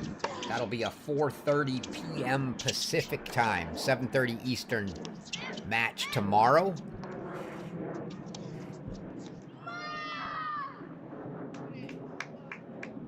Looks like they've modified those times just slightly from earlier, as that was originally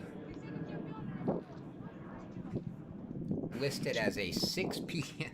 or excuse me, as a 5:30. So that's now a 4:30. Sorry, that was originally listed as a 3 p.m.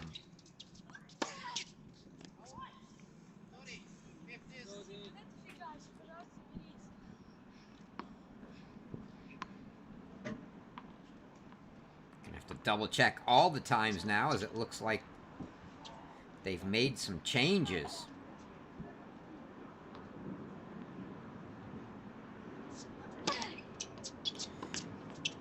Maybe it's just that one, because the girls' 18 singles was at 3:30. 6 p.m. would be a quick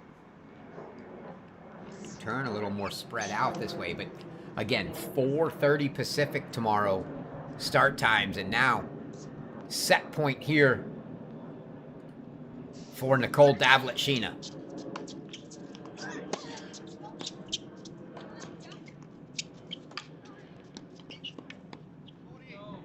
That slice had some work to do, as it needed to get by the net person poaching as well as get over. Didn't do either. Still set point, though, for Nicole Davletsina. Look at this huge wide setup on this serve for her.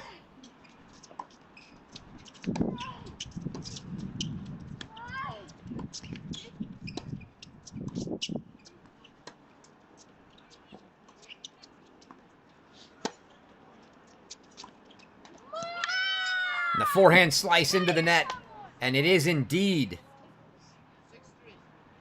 a split.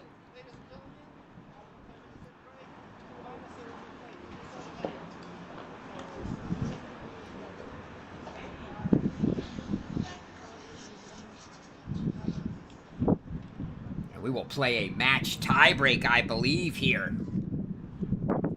don't think they're playing even at this point.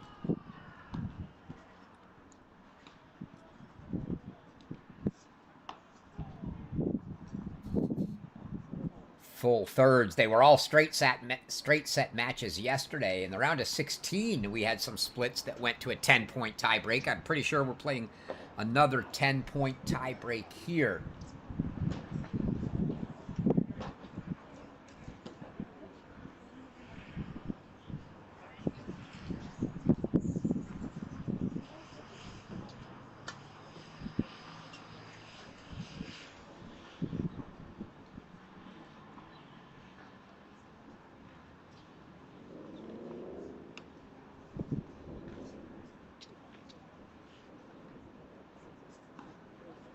They'll get a short rest here, but not much. Ready to get ready to go.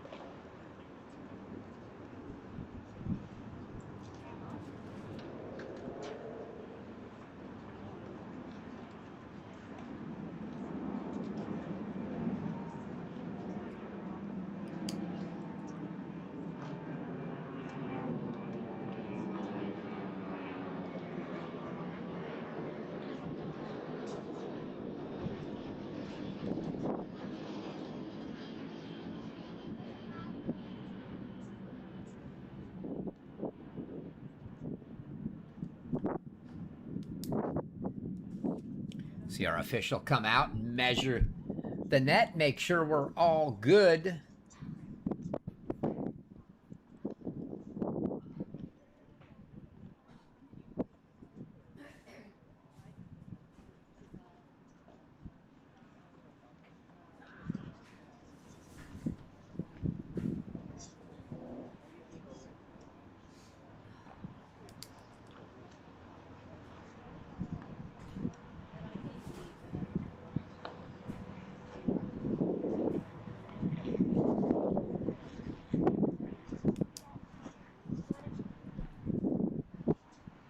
Chair climbing back up into the chair to get set.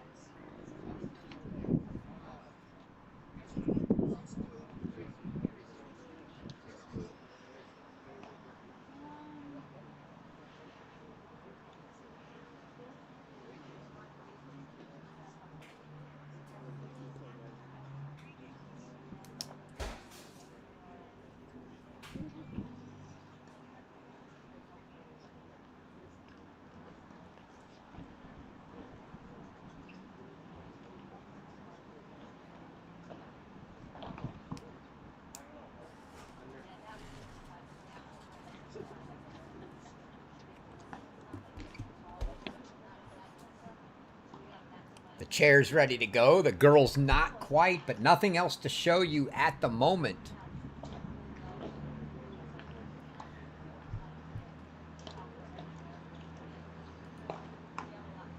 As this is the only match on the grounds, not even a consolation match going, so we'll wait for the tiebreak here.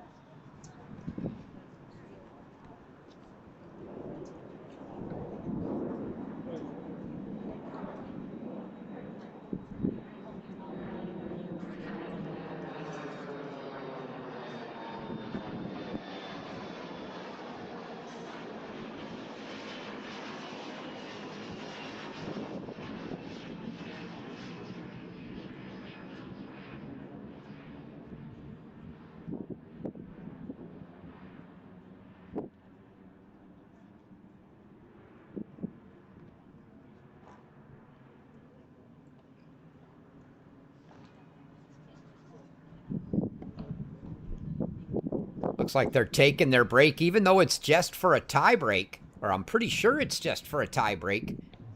This starting to make me think they're playing a full third. I don't think that's the case.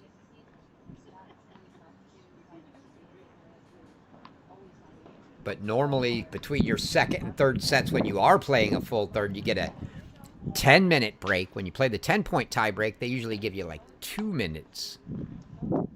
But our chair is in the chair. We're waiting for the ladies to make their way back out on court.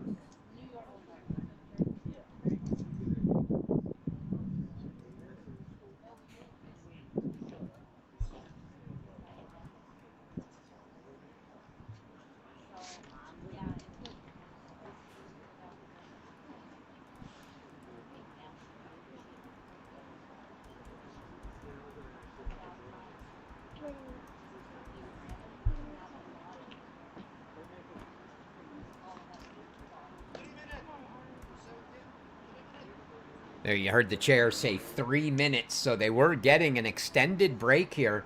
3 minutes left.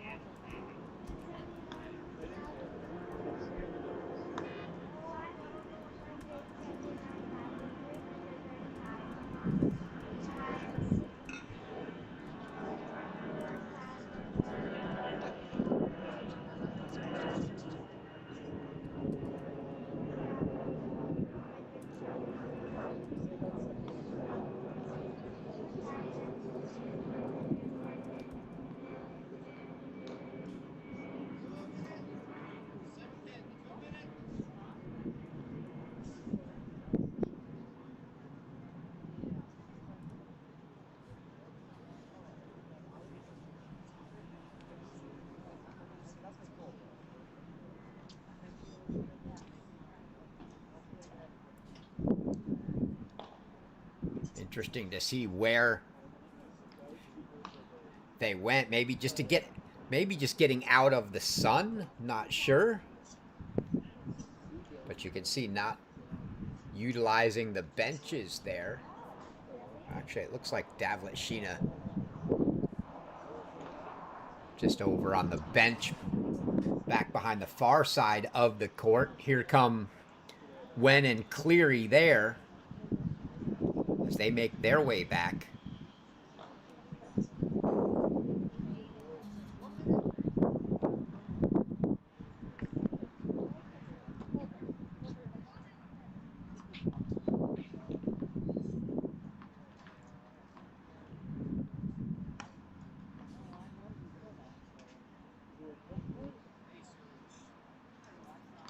Davletshinas have made their way back over. Chair calls time.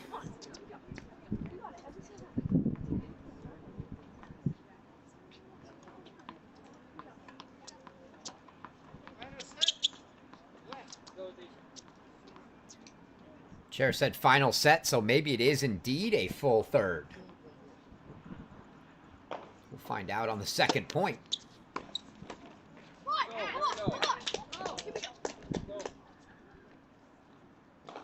Sure enough, it's going to be a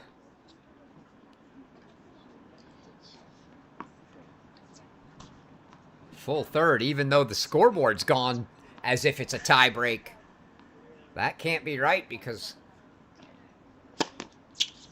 Wen is still serving. The chair has to correct the scoring there.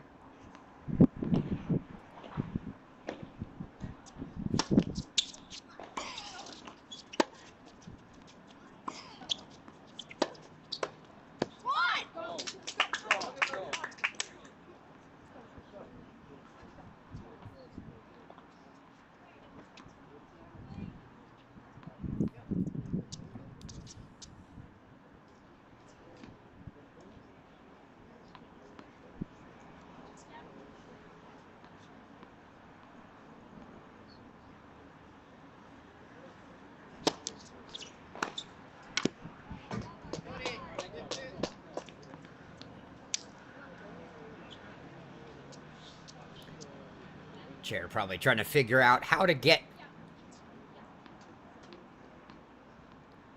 back to a full third for scoring right now, as he's not getting the scores updated, but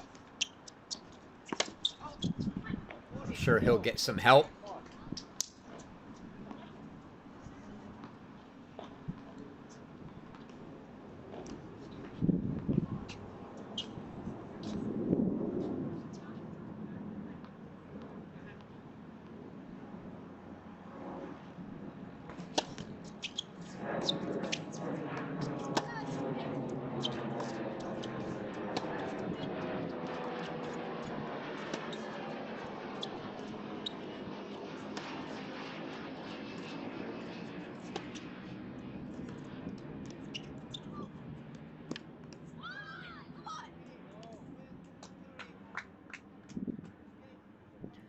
Opening game to Wen and Cleary.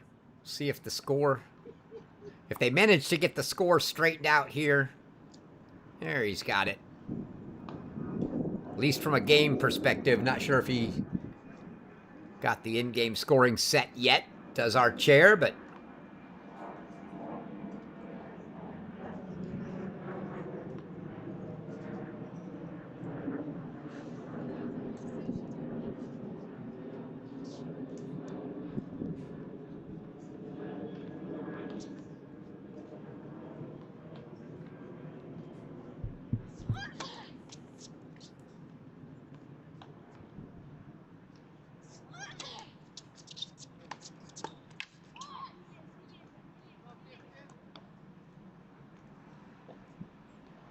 Daniela Davletsina missing that volley there. And he does have the score straightened out now on the tablet there.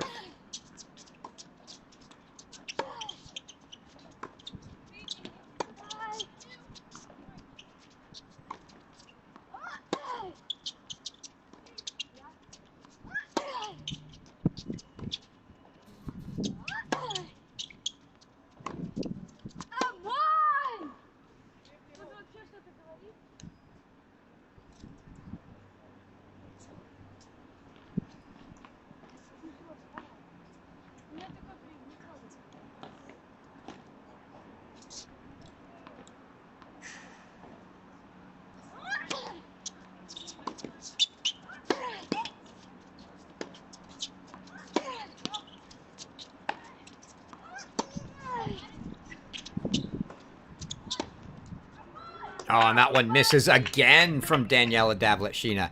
I gave you all times. If you've been along for most of the day and you made note of the times I gave you earlier, it looks like as of right now anyway, everything's shifted 30 minutes. 30 minutes later.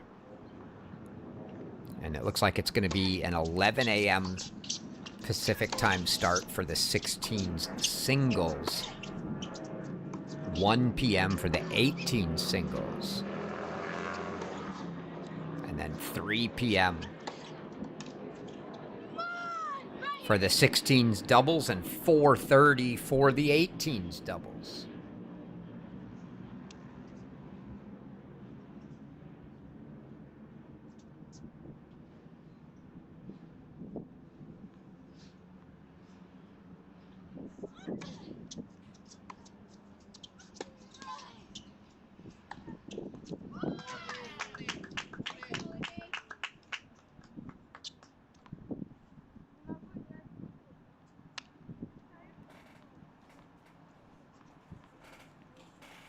Break chances now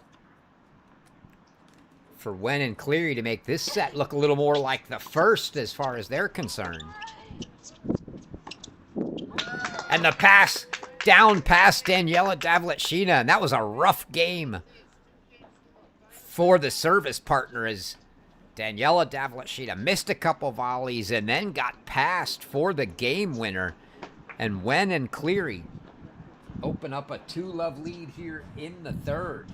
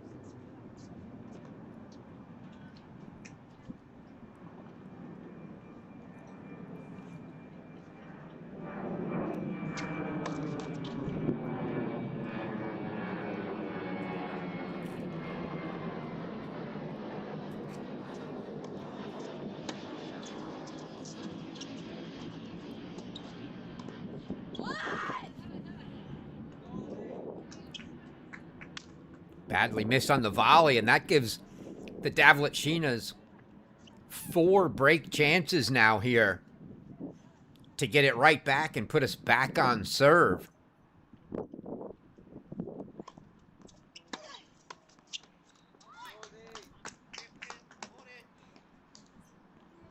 That ball right at the service partner from Nicole Davletshina. Daniela couldn't handle it. Still 3 break chances coming. It'll be Daniela on the return for this one.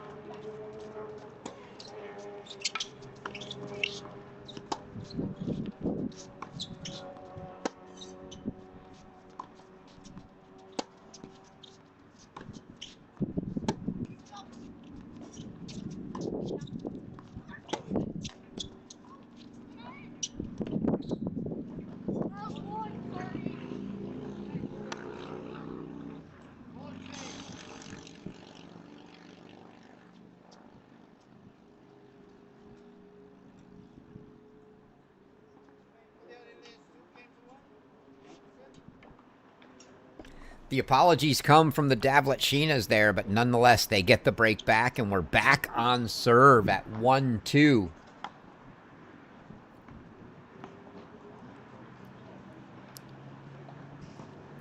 Almost a rarity. I've become accustomed to, even when the other team just misses, the Davletshinas yelling their come-ons. And that time, very subdued as they apologize for the ball off the tape.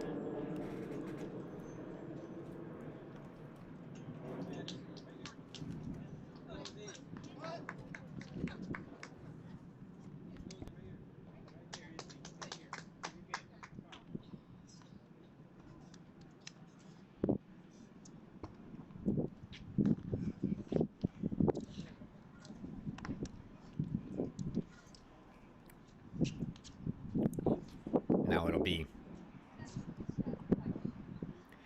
Daniela to serve. They do this second, I think, because they would truly rather have Daniela at the net. Nicole not super comfortable there.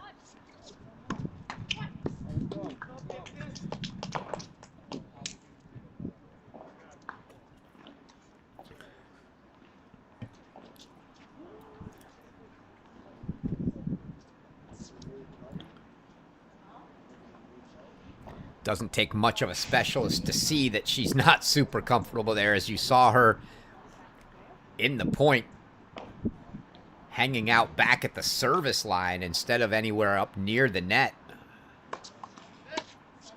Not the best positioning.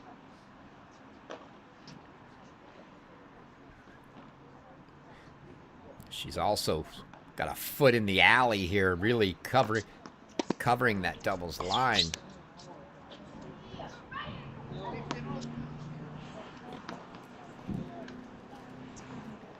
Gets a nice, easy swinging volley there. Does Nicole Davletshina.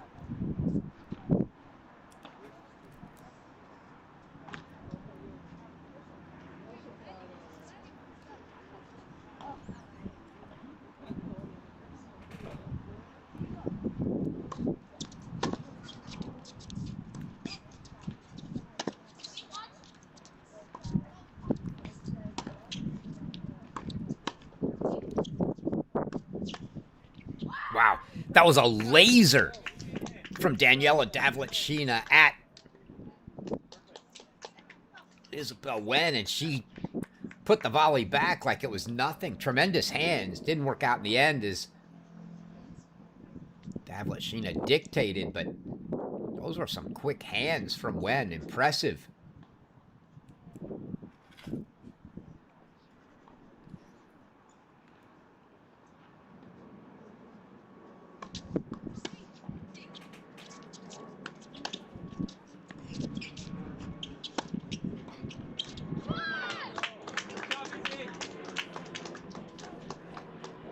I like the play there from Cleary right at Nicole Davletshin at the net. She's clearly not comfortable there, so go ahead and go at her.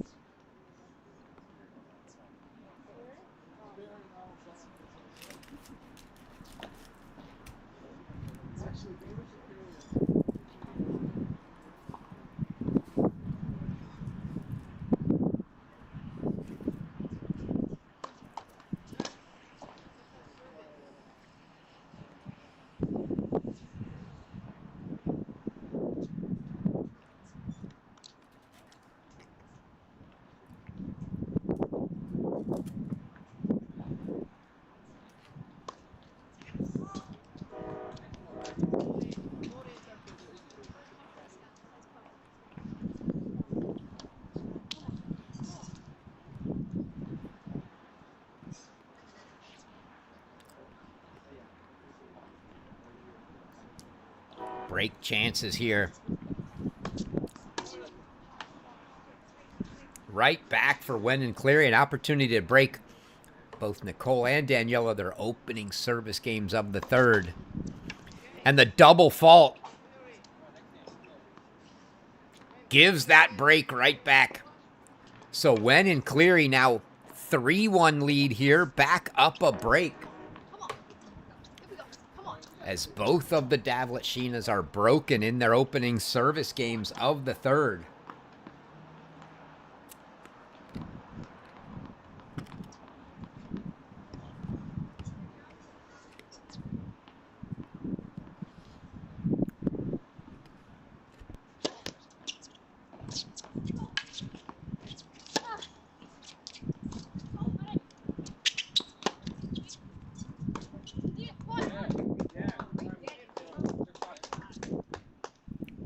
Would be an understatement to say it's hard to win doubles if you can't hold your serve, but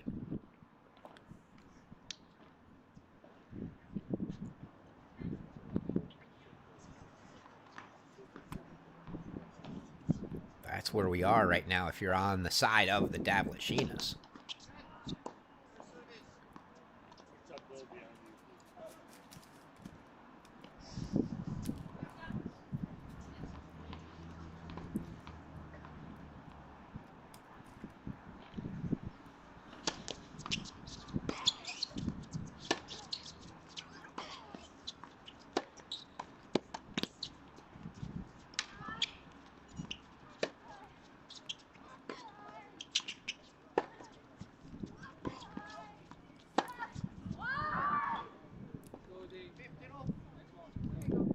He saw Wen went for one down the line or just really at Davletshina there.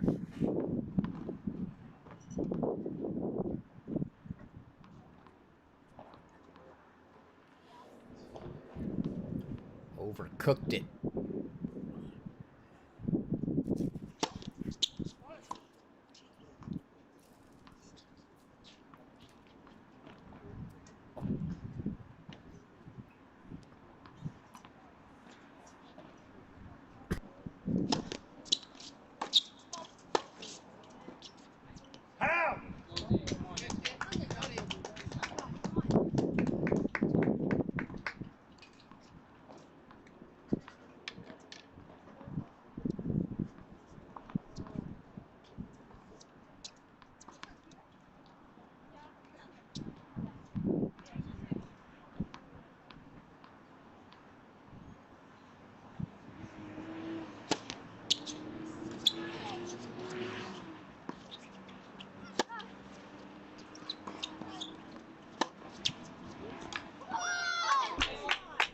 What a forehand right down the middle from Isabel Wen. That serve, too. Little J.J. Wolf-esque on that spin from the ad court down the tee. Obviously not that kind of pace, and it was easily returned, but had enough spin that it was working away and was actually in to the deuce court by the time she hit it on the return.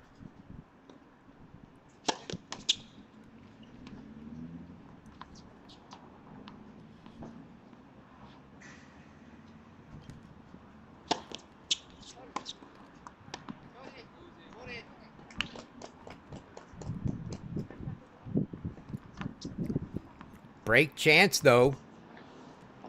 Only one hold so far here in the second, and Davletsina's looking to break and get right back on serve again.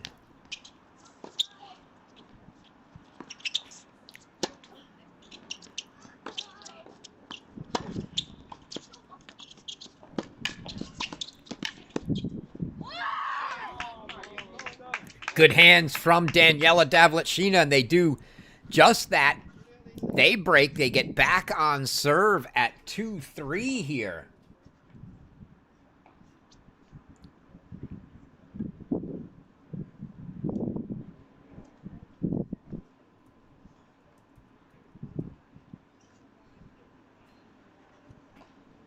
So now the question is, can Nicole Davletsina find a hold?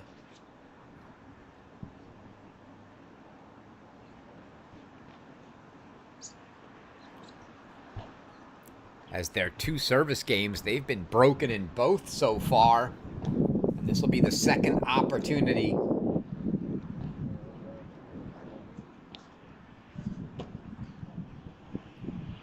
for Nicole to try to find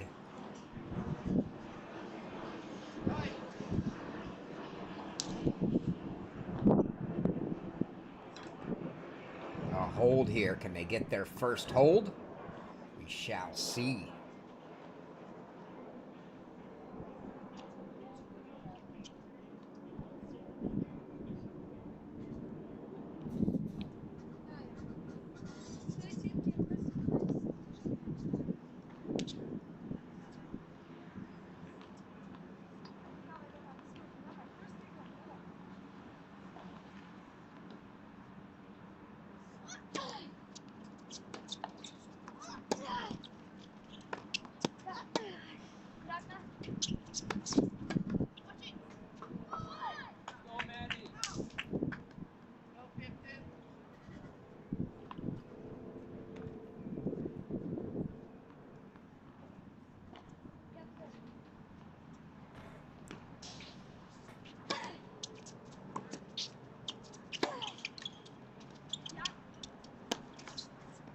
Oh, no. I think Nicole had the same reaction as me as her sister put that overhead into the net. You saw her head immediately drop.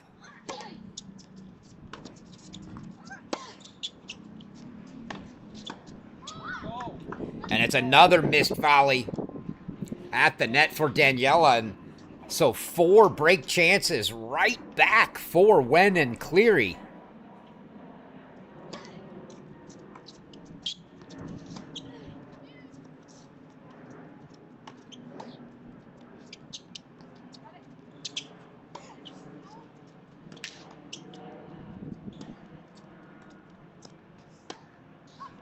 And she misses another one. And it's a break at love.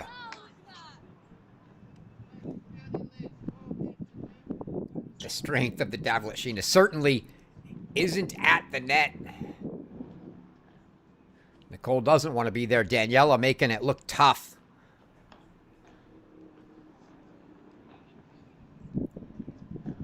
But their overall game,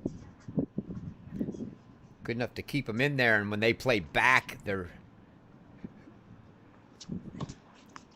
very tough from there. Tough stretch here for Daniela. 3 missed balls in the last game and then a missed return to open this one at 4-2, and Wen and Cleary can smell the finish line now.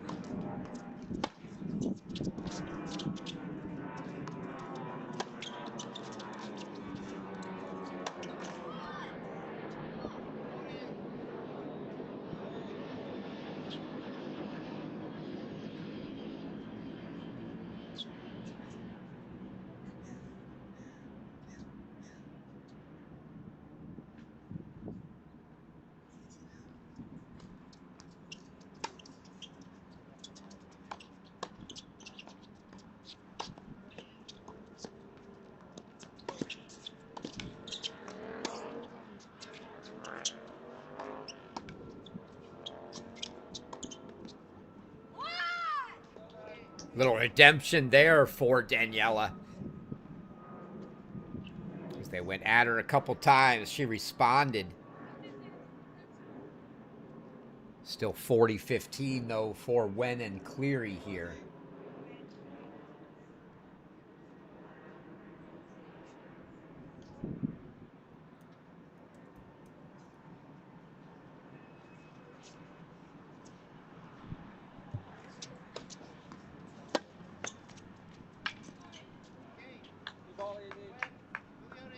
And that is a game to Wen and Cleary. They take a 5-2 lead, and they're now a game away from the finals and a date with Haile and De Los Reyes.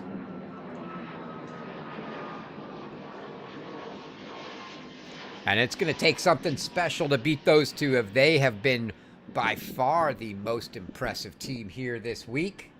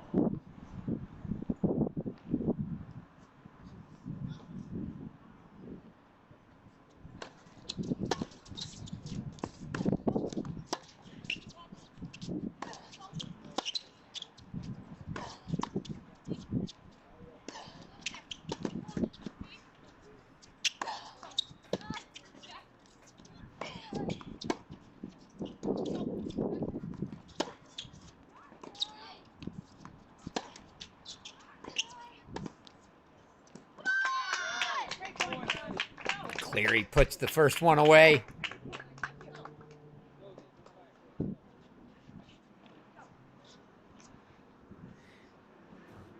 They're not even looking to hold. They're trying to put the pressure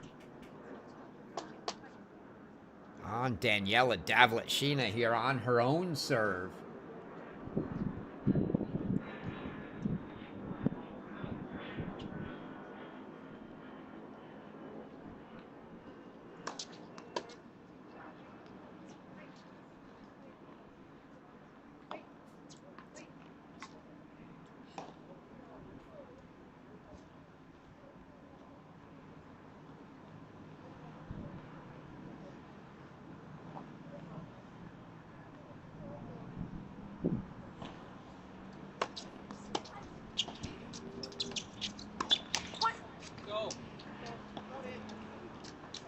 Another miss, and now Wen and Cleary can really smell it 2 points away. Looking to end it with a break here.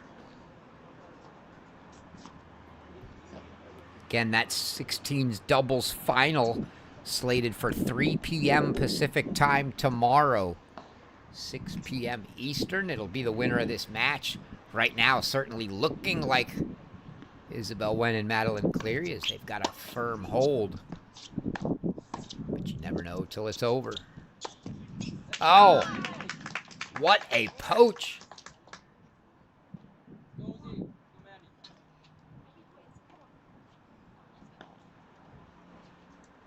From Cleary there, and now 4 match points.